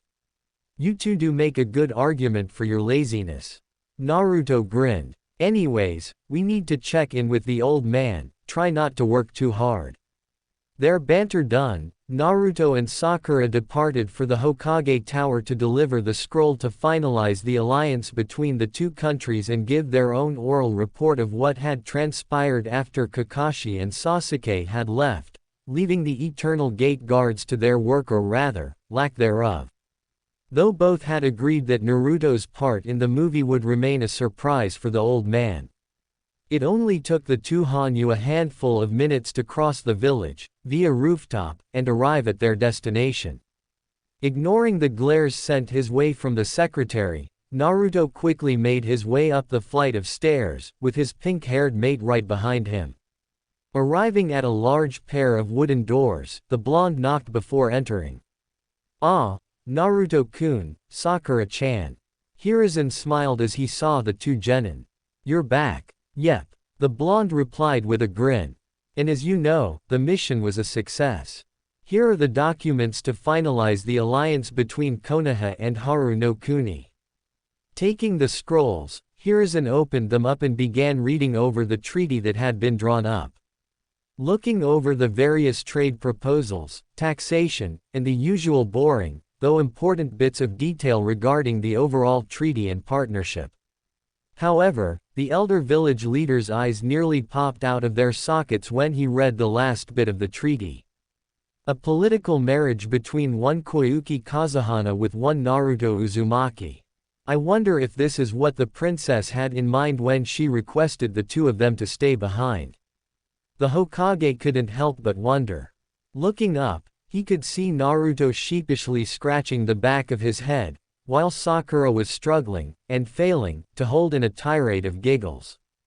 "Are you going to leave any women for the rest of the male population, Naruto-kun?" Hiruzen couldn't help but tease his surrogate grandson. "Maybe." The blonde in question shrugged. It wasn't as if he went out of his way to seduce the women who were interested in him, he merely did what he thought was right. "So how have things been here in the village, the council still giving you a hard time?" "Well, some were less than pleased to learn that Sasuke has been banned from Haru no Kuni."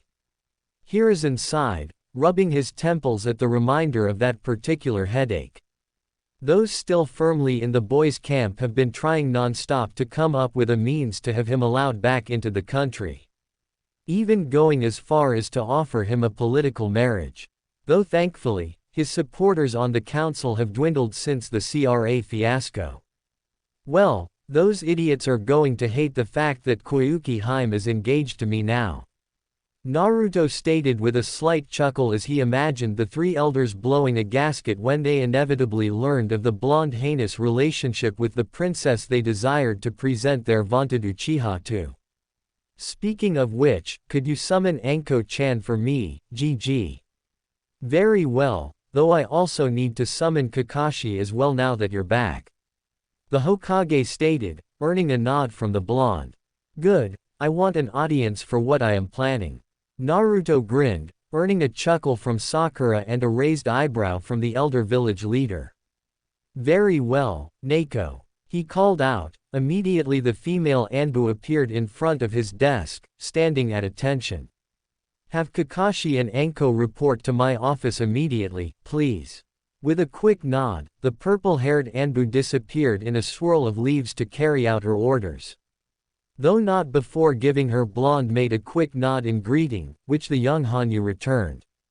A handful of minutes passed before the requested figures were present, with Anko immediately jumping and latching onto Naruto with a deep kiss, having missed him due to his mission that had extended to over a month. However, what stood out to both Sakura and Naruto was the book their sensei now had his nose buried in. Ahem. Hiruzen coughed, catching Anko and Naruto's attention, breaking them out of their impromptu make-out session, though the snake mistress was about to open her mouth to say something before Hiruzen cut her off. "And before you ask Anko, you may not borrow my desk for a few hours." "Damn," she muttered in disappointment, earning a series of blushes and perverted giggling from the other occupants in the room. Moving on, Kakashi Hatake. The elder man began, prompting the masked Jonin to lower the book he was reading and focused his attention towards the Hokage.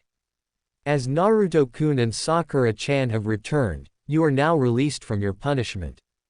Kakashi merely nodded in acknowledgement, though both Naruto and Sakura looked confused. Seeing this, the masked Jonin explained. "Due to my negligence and mishandling of the latest mission, I was temporarily demoted and assigned gate duty, as well as being banned from reading my Ika books." "Well, That explains why you were reading Demon Heart. Sakura commented with a small giggle, prompting the silver-haired Jonin to sheepishly scratch the back of his head. Anyways, Naruto, Sakura. Kakashi began. I have not been the sensei you needed me to be. So much so that Naruto had taken over your training, Sakura, and turned you into a respectable kunoichi. For that, I apologize for my blatant favoritism I played over my students. Sakura, Anko, and Naruto were all a bit taken aback by the Jonin's apology.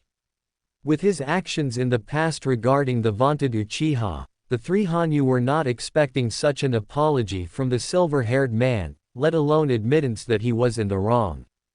However, Naruto could feel no deceit in his voice. Turning to look at his pink-haired mate, who nodded in acceptance, Naruto turned his attention towards the now bowing form of Kakashi. Apology accepted by Tada-sensei. He grinned. Though I think it would be fitting if the three of us at least start over with an introduction this weekend.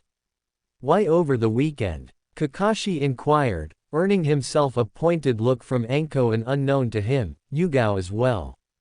Because I have been gone for over a month. Naruto deadpanned. I do believe my girls would love to spend some time with me. Damn straight, and we're making up for lost time. Anko grumbled, crossing her arms over her chest with a cute pout. Speaking of which, Anko-chan. Naruto smiled as he turned towards his snake mistress, feeling a sense of anxiety and nervousness falling over his first mate. Reaching into his pocket, he gripped the item he desired, and slowly dropped to one knee in front of the usually energetic snake mistress, who now had her hands covering her mouth as tears began to pool around her brown eyes, and presented the now open box towards the purple-haired Hanyu. Exposing an intricately designed ring that appeared to be a snake coiling around the stand, with its mouth holding a blood-red ruby. Anko-chan, my hubby Haim. Naruto began with a smile as he looked up at his mate. You've been with me since the beginning, and I want you to be with me until the end of time as my love and my mate. What I am asking is, will you marry me? Yes, she exclaimed as she allowed her blonde mate to slide the ring onto her left-hand ring finger, while tears streamed down her face. Pulling Naruto up and engulfing him in a firm hug as her lips hungrily claimed his as she continued to cry due to the swirl of emotions she was feeling. After a few minutes had passed, Anko had finally reined in her emotions, though she was still sniffling slightly before she cast a glare towards the other two men in the room. You two saw nothing, she hissed threateningly. If I hear so much as a peep from either of you about this, I swear, I will hang you both by your intestines and beat you like I am playing suikawari, are we clear? Crystal. Hiruzen gulped, while Kakashi merely silently nodded in agreement. Anyways, Kakashi. You and your team have a week off starting tomorrow. Be sure to let Genin Uchiha know. It will be done, Lord Hokage. Kakashi bowed. Very well, dismissed. The village elder stated. With a nod, Kakashi bid his two returning students farewell and disappeared in a swirl of leaves to relay the message to the Uchiha boy, who was no doubt still knee-deep in dog shit. Is there something else you need, Naruto-kun? Hiruzen inquired, seeing as the blonde and Sakura had yet to leave his office. Actually there is, Naruto stated as he glanced at his pink-haired mate. I would like to request that Anko-chan and myself take Sakura-chan out tomorrow afternoon to get blooded. I see no problem with it, but why not, asked Kakashi. While his apology is sincere, having your first kill is best done with someone you fully trust. Naruto pointed out, and I doubt I need to recount our past experiences with our sensei. Point taken. Hiruzen nodded in agreement. Knowing full well that taking your first life was mentally draining and emotionally challenging and is usually best done with those you care about and have a mutual trust with as backup. It also helped to be with those who you love, and given the blonde's relationship with the pink-haired kunoichi, it really was best to send them out as a team. Which gave him an idea. Very well, tomorrow I am going to send you three along with Team 8, and Neko to clear out a few bandit camps just north of the village. Understood GG, Hokage-sama. Both Naruto and Sakura replied, with Anko giving her own mock salute. Well, shall we, Mrs. Uzumaki?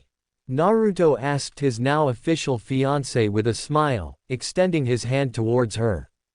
With a grin of her own, she took his hand into her own and led the blonde from the office with Sakura behind them, chuckling at her sister's wife's antics. Uzumaki compound, 1 hour later. We're home, Anko called out as the trio entered the compound. They would have arrived sooner, but Naruto had decided to stop by and get some ramen, and visit with Ayame. Knowing the ramen queen would punish him severely if he didn't let her know he was back. While the blonde Hanyu did that, Sakura had reluctantly stopped by her mother's home, if only to keep up appearances. Fortunately for the Pinkett, her mother was still preoccupied with the mess her brother-in-law had created, allowing the pink-haired Hanyu to let her mother know she was back in the village, and disappear without any resistance or unwanted encouragement to pursue the last Uchiha. Welcome home, Naruto-kun. Haku smiled as she came to greet them, followed by Yakumo and Izumi. The ice mistress planted a loving kiss on the blonde's lips, prompting the other two girls to blush at the display of affection. Hana-chan, Hinata-chan, Ayame-chan, Yugao-chan, and Hanabi-chan should be by later this evening for dinner. Haku informed her mate. Yeah, I stopped by and let Ayame-chan know I was back. Naruto chuckled before she turned his attention to the other two women standing there. Izumi-chan, please allow me to formally welcome you to my home. The blonde stated, causing the fallen Uchiha girl to blush, though offered him a shy smile nonetheless. Give me a few moments to settle in, and I will remove that seal from the back of your neck. Thank you, the raven-haired woman replied, feeling a sense of warmth in her chest as she looked upon her blonde host. Despite her initial mission to investigate and neutralize the blonde boy, he had been forgiving and friendly towards her. Even his girls, his mates as he called them, had helped her when she needed someone the most. And how are you settling in, Yakumo-chan? Naruto turned his attention towards the budding genjutsu mistress. I am doing fine, Naruto-kun. She smiled with a faint blush. Kurenai-sensei has been stopping frequently to continue my training in genjutsu, and I have made a new friend in Izumi-chan. That's good to hear, he smiled. He was proud of his two new house guests, that despite the history between the two girls, albeit not of their own volition, that they had managed to put the past behind them without his intervention and form a true friendship with one another. Something he knew both of them needed desperately. With Yakumo being ostracized from her own clan, and Izumi being mentally conditioned from her time en route. Anyways, I am going to unpack and get settled in. The blonde notified the girls. Yakumo-chan, could you please bring Izumi-chan to the sealing room? Of course, Naruto-kun. Yakumo replied before turning and leading the former root member towards the room that the blonde had helped her settle her issues with her own inner demon at the time. Though, with how Ito had continued to tease her over her growing crush on the young teen, she was beginning to doubt her choice to accept the demon as a part of her. It didn't take long for Naruto to unpack, mainly because he cheated and had his shadow clones do it, while he made his way through the compound towards the sealing room. He wanted to get that seal off of Izumi as soon as possible, not knowing if it could still be activated or not, and he really didn't want to take any chances. Arriving, he was met with both girls sitting idly and chatting with one another, their backs to the door. The subject matter was of himself, of course, causing him to smirk as neither had realized he had arrived yet. Any ideas? Izumi asked the budding genjutsu mistress, as both girls were trying to plan on how to approach their host, and in both of their cases, their savior, about their growing crushes on the blonde. Though both were thankful that the blonde was part of the clan restoration act. Otherwise their newly found friendship in each other would have no doubt come to an abrupt halt. Well, if we go by what Anko-chan suggested, we simply tie him to the bed and have our way with him. Yakumo stated bluntly with a slight blush, as the snake mistress was very descriptive in what they should do to lay claim to the blonde Hanyu. Though, Haku-chan has stated that Naruto-kun likes to let us set the pace, with her being the only exception due to the Uchiha Tem trying to lay claim to her. No offense. None taken. The Uchiha girl chuckled slightly. I am only a Uchiha in name anyways, since I can't even use my Sharingan for long periods of time without falling to chakra exhaustion. This caused the brunette Uchiha to frown slightly. Due to her father not being from the clan, her ability to utilize the clan's famed dojutsu. However, this also made her less reliant on it, allowing her to grow in other areas, unlike most Uchiha. During her time observing potential recruits for Root, she had witnessed how arrogant the official, sole survivor of the Uchiha massacre was, despite not having activated his Sharingan at the time. She could only surmise how worse he has gotten since activating it. Deciding to let himself be known, Naruto entered the room silently and draped his arms over both of the girls, causing them to stiffen as the blushes on their faces deepened. How about next week I take you both on a date so we can sit down and get to know each other?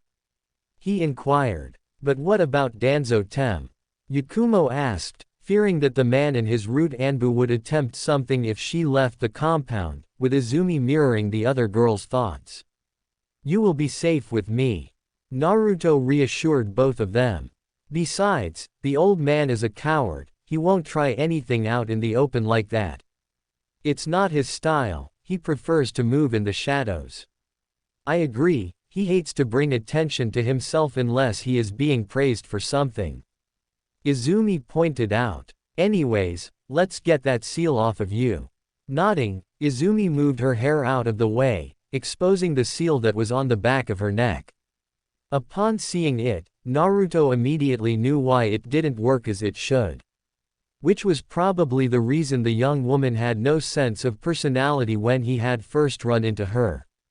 A simple stroke was missing from the seal. So small, so easily overlooked. However, seeing the seal added on to his original idea to make a counter seal to combat the effects of such seals, and potentially other styles of mental manipulations. Taking a sheet of fuinjutsu paper, he applied it to the back of her neck. You're going to feel a slight burning sensation, he warned. Receiving a nod, he began to apply his chakra to the paper. In doing so, Izumi grit her teeth as she felt the back of her neck heating up.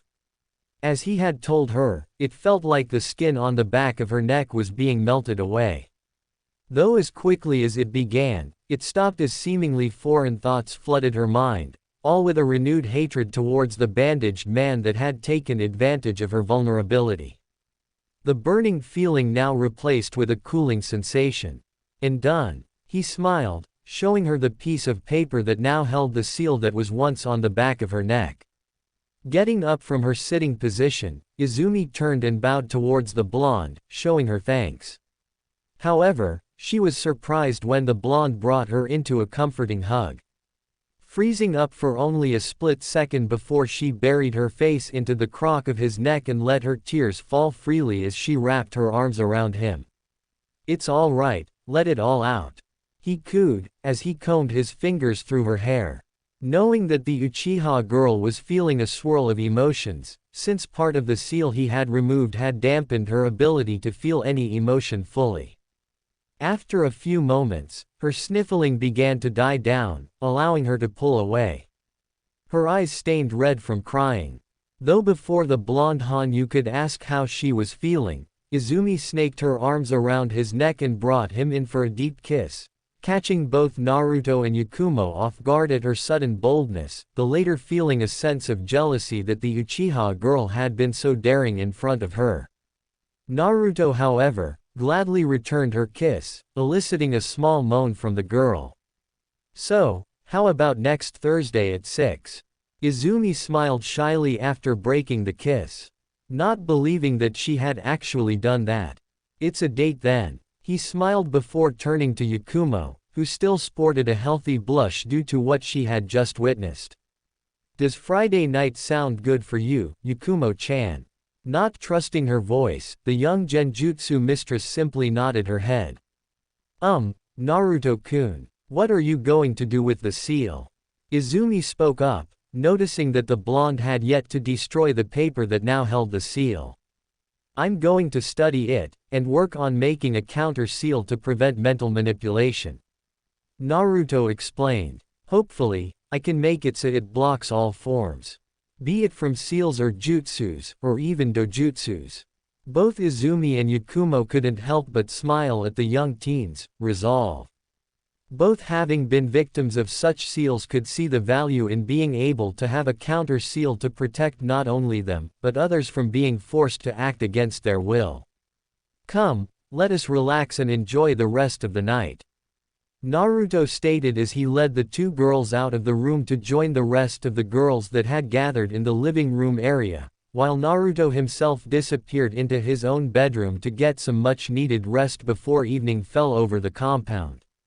The blonde Hanyu knew he was going to need every minute of rest he could gather as Anko had made it very clear that she wanted her, Foxy-kun time, and she was set on making up for lost time.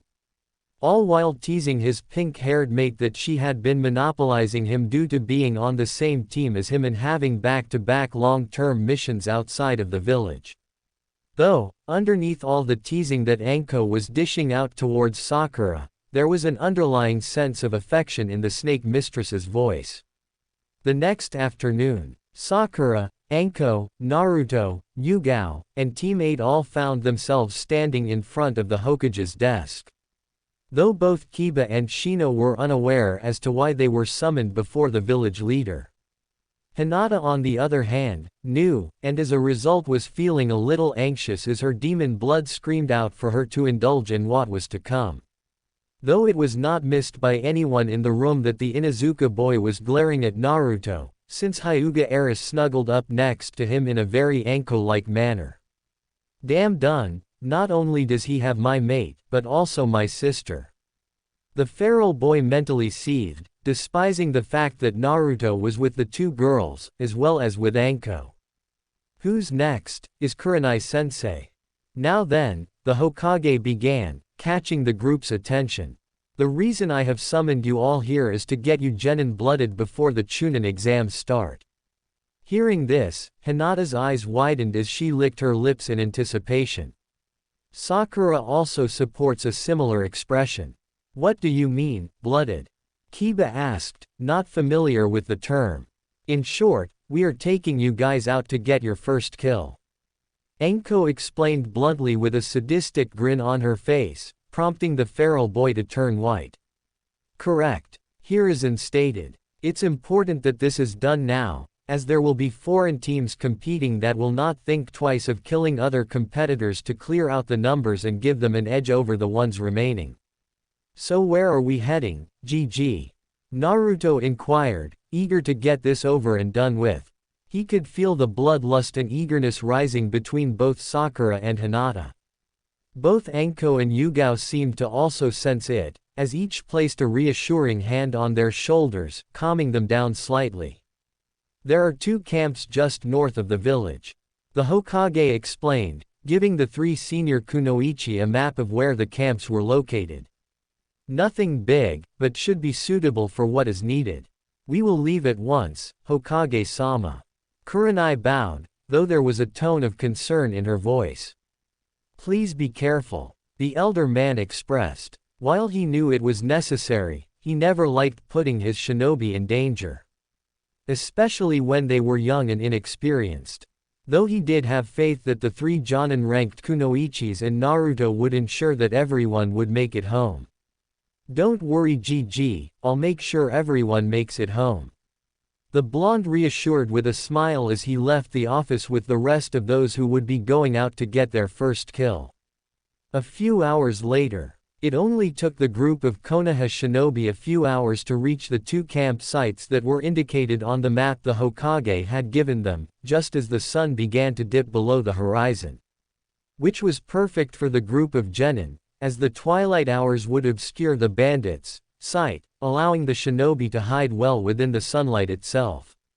Pausing just above one of the camps, Naruto leaned over and whispered into Yugao's ear to watch over Hinata. Since he and Anko were going to take Sakura to the other campsite to allow her to sat her own bloodlust. Nodding, Yugao quickly informed Kurenai of the plan, who reluctantly agreed. The genjutsu mistress wanted to argue, but she knew Anko could easily take care of anything the bandits threw at them.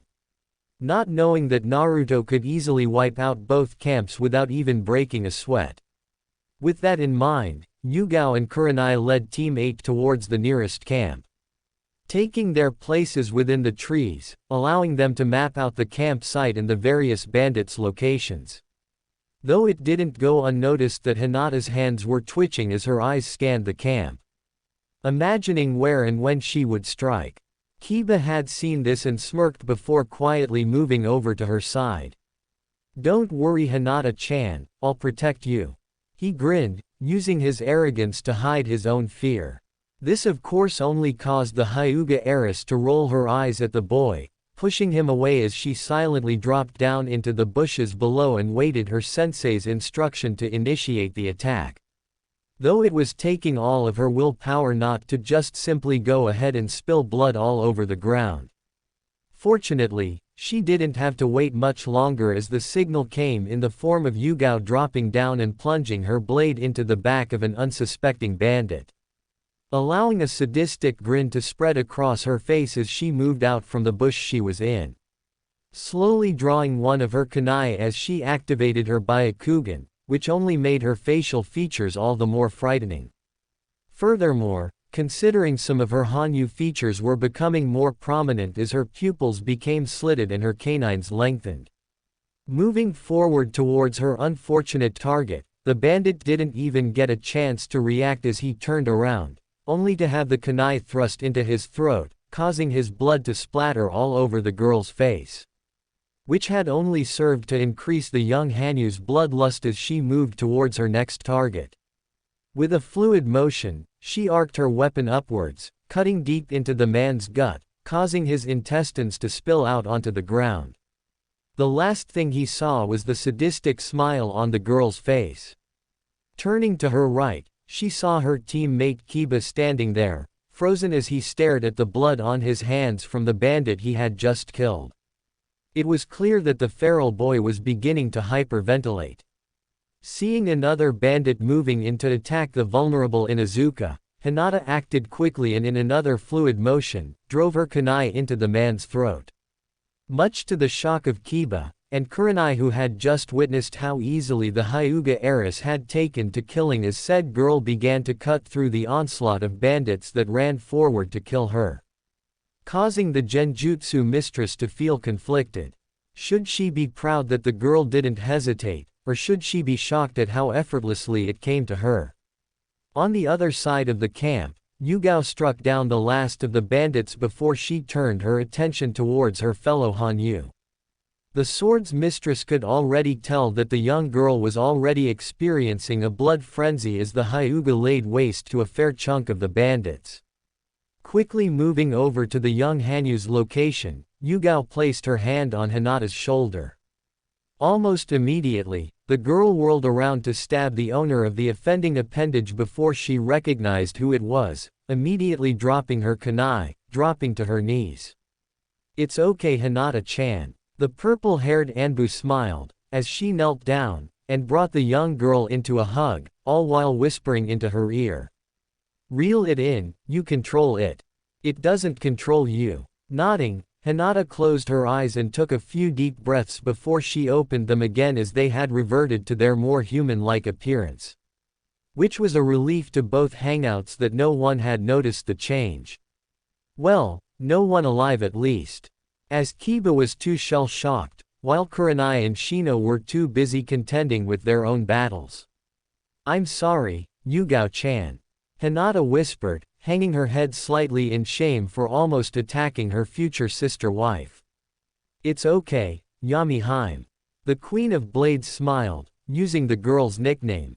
"The first time is always the hardest. Remember, You only become a monster if you take joy in killing those that are innocent. These fiends were not innocent, and now their souls have been sent to Jashin-sama for punishment. Nodding, the young Hyuga proceeded to attempt to clean the blood off her face, though only served to smear it around further, causing Yugao to chuckle as Hinata pouted. With Sakura, Naruto, and Anko. Are you ready, Sakura-chan?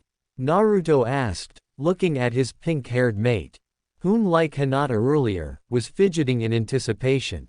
Though unlike the Hyuga heiress, the Pinkett was given permission to let loose with her Hanyu abilities, as the only witnesses would be Anko and himself. Let's do this, she replied as she summoned forth one of her dark blades in a reverse grip position. Nodding, both Anko and Naruto moved out from the hiding places, while the latter created a half-dozen shadow clones to ensure his mate would be safe. Though they had explicit instructions to only intervene if she truly needed the help. Just like Team 8, the three Hanyus quietly moved into the camp and began to silently cut down the bandits. Much like Hinata, Sakura had taken to it like a fish to water as her Hanyu blood screamed out for more blood to be spilled onto the earth.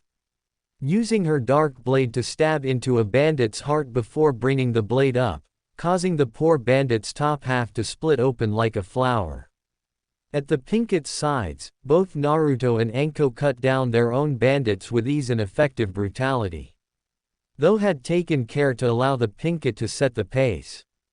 Both knew she needed to get this out of her system, or else she would run the risk of losing control in the future, possibly at the worst time. During the Chunin exams, for example. The last thing both Naruto and Anko wanted to deal with was a blood-crazed Hanyu in the midst of a crowded village filled with foreign visitors. For her part, Sakura was unaware of what her two fellow Hanyus were thinking. All she knew was how good it felt to have the warm blood of her foes splatter across her skin, causing her Hanyu features to fully come out, which only served to incite further panic and fear among the bandits as they began to scream hysterically about demons coming to kill them. Which they were right, as all three effortlessly cut down each and every one of them, leaving no survivors. Once it was over, both Naruto and Anko quickly worked to calm their fellow Hanyu doing, reassuring her that the worst of the blood frenzy was behind her now, and that she would have an easier time dealing with it in the future. After a few minutes, Sakura had managed to rein in her emotions, before pouncing on top of the blonde Hanyu and assault his mouth with her own. Much to the amusement of the snake mistress, as the Pinkett had discovered that seeing her mate killing the bandits in such a manner had made her incredibly horny. I want it, she rasped between kisses. Right now. I know, Sakura-chan. The blonde managed to answer, as the Pinkett attempted to strip him of his clothing. Her hands desperately clawed at his pants before he had managed to gently restrain her. But wait until we get home, and I will sat your desires. I promise. Besides my little cherry blossom, I don't think you want Team 8 to see you getting pounded. Anko added with a grin, earning an embarrassed blush from the Pinkett. Not to mention, Hinata would no doubt be feeling the same way, and the snake mistress was fairly certain Kurenai would not want to witness her prized student in such a state. Naruto seemed to have the same line of thought as he looked over at his first mate. I'm not getting any sleep tonight, am I? He asked. Nope. Both Sakura and Anko replied with a grin. Hokage's office, 2 hours later. Hiruzen looked over the group that had just returned. Noting that both Sakura and Hinata were still covered in blood, no doubt from the bandits, though he did note an aura of relief coming from the two. As if the two of them had just vented a large amount of pent-up frustration all at once. While Shino and Naruto seemed relatively calm and collected, despite what they had just done. Though the elder man knew that Naruto had killed a few times before, so he was desensitized to it, while Shino was too logical in mind to allow it to fully affect him. Kiba on the other hand looked pale and sweaty. Clearly shell-shocked from the experience. The old man could only hope that the boy would move past it and be able to perform when the time was needed. though he was sure the feral boy's mother would help in that department.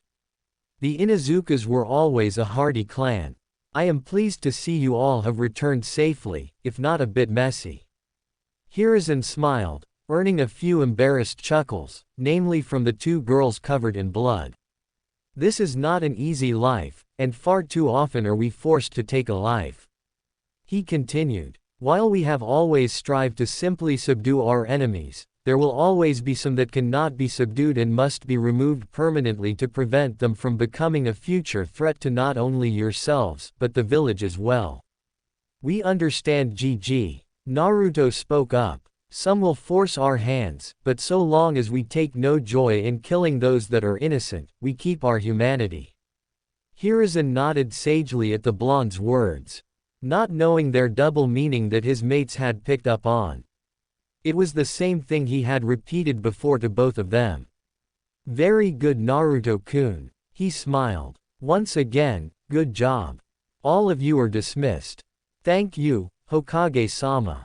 Kurenai bowed before she turned to her team. I'm going to take Kiba home. Hinata, would you? I'm going to Naruto-kun's. The heiress interrupted her sensei as she latched onto the blonde's arm, as Sakura claimed his other arm. Meanwhile, Anko had wrapped her arms around his neck from behind. Resigning to his immediate fate, he understood what his three mates wanted and brought them all with him into the shadows as he sunk into the floor. Without a doubt, neither one of them wanted to wait, so walking home was out of the question. Meanwhile, all Kurenai could do was stand there and stare at the spot that the four of them had been standing, a strong blush adorning her cheeks at the implications her surrogate daughter had left open. Hiruzen, on the other hand, had passed out from the fountain of blood that came from his nose. While Kiba was still shell-shocked from his first kill. Seeing all this, Yugao couldn't help but shake her head and chuckle at the reactions of everyone. So friends, this was episode 12 of this dark and action-packed story. If you enjoyed it and want the next episode soon, make sure to like, share, and subscribe to the channel. Also comment down your thoughts. Do you think Naruto is finally ready to unlock the true potential of his half-demon power? I'll see you in the next episode.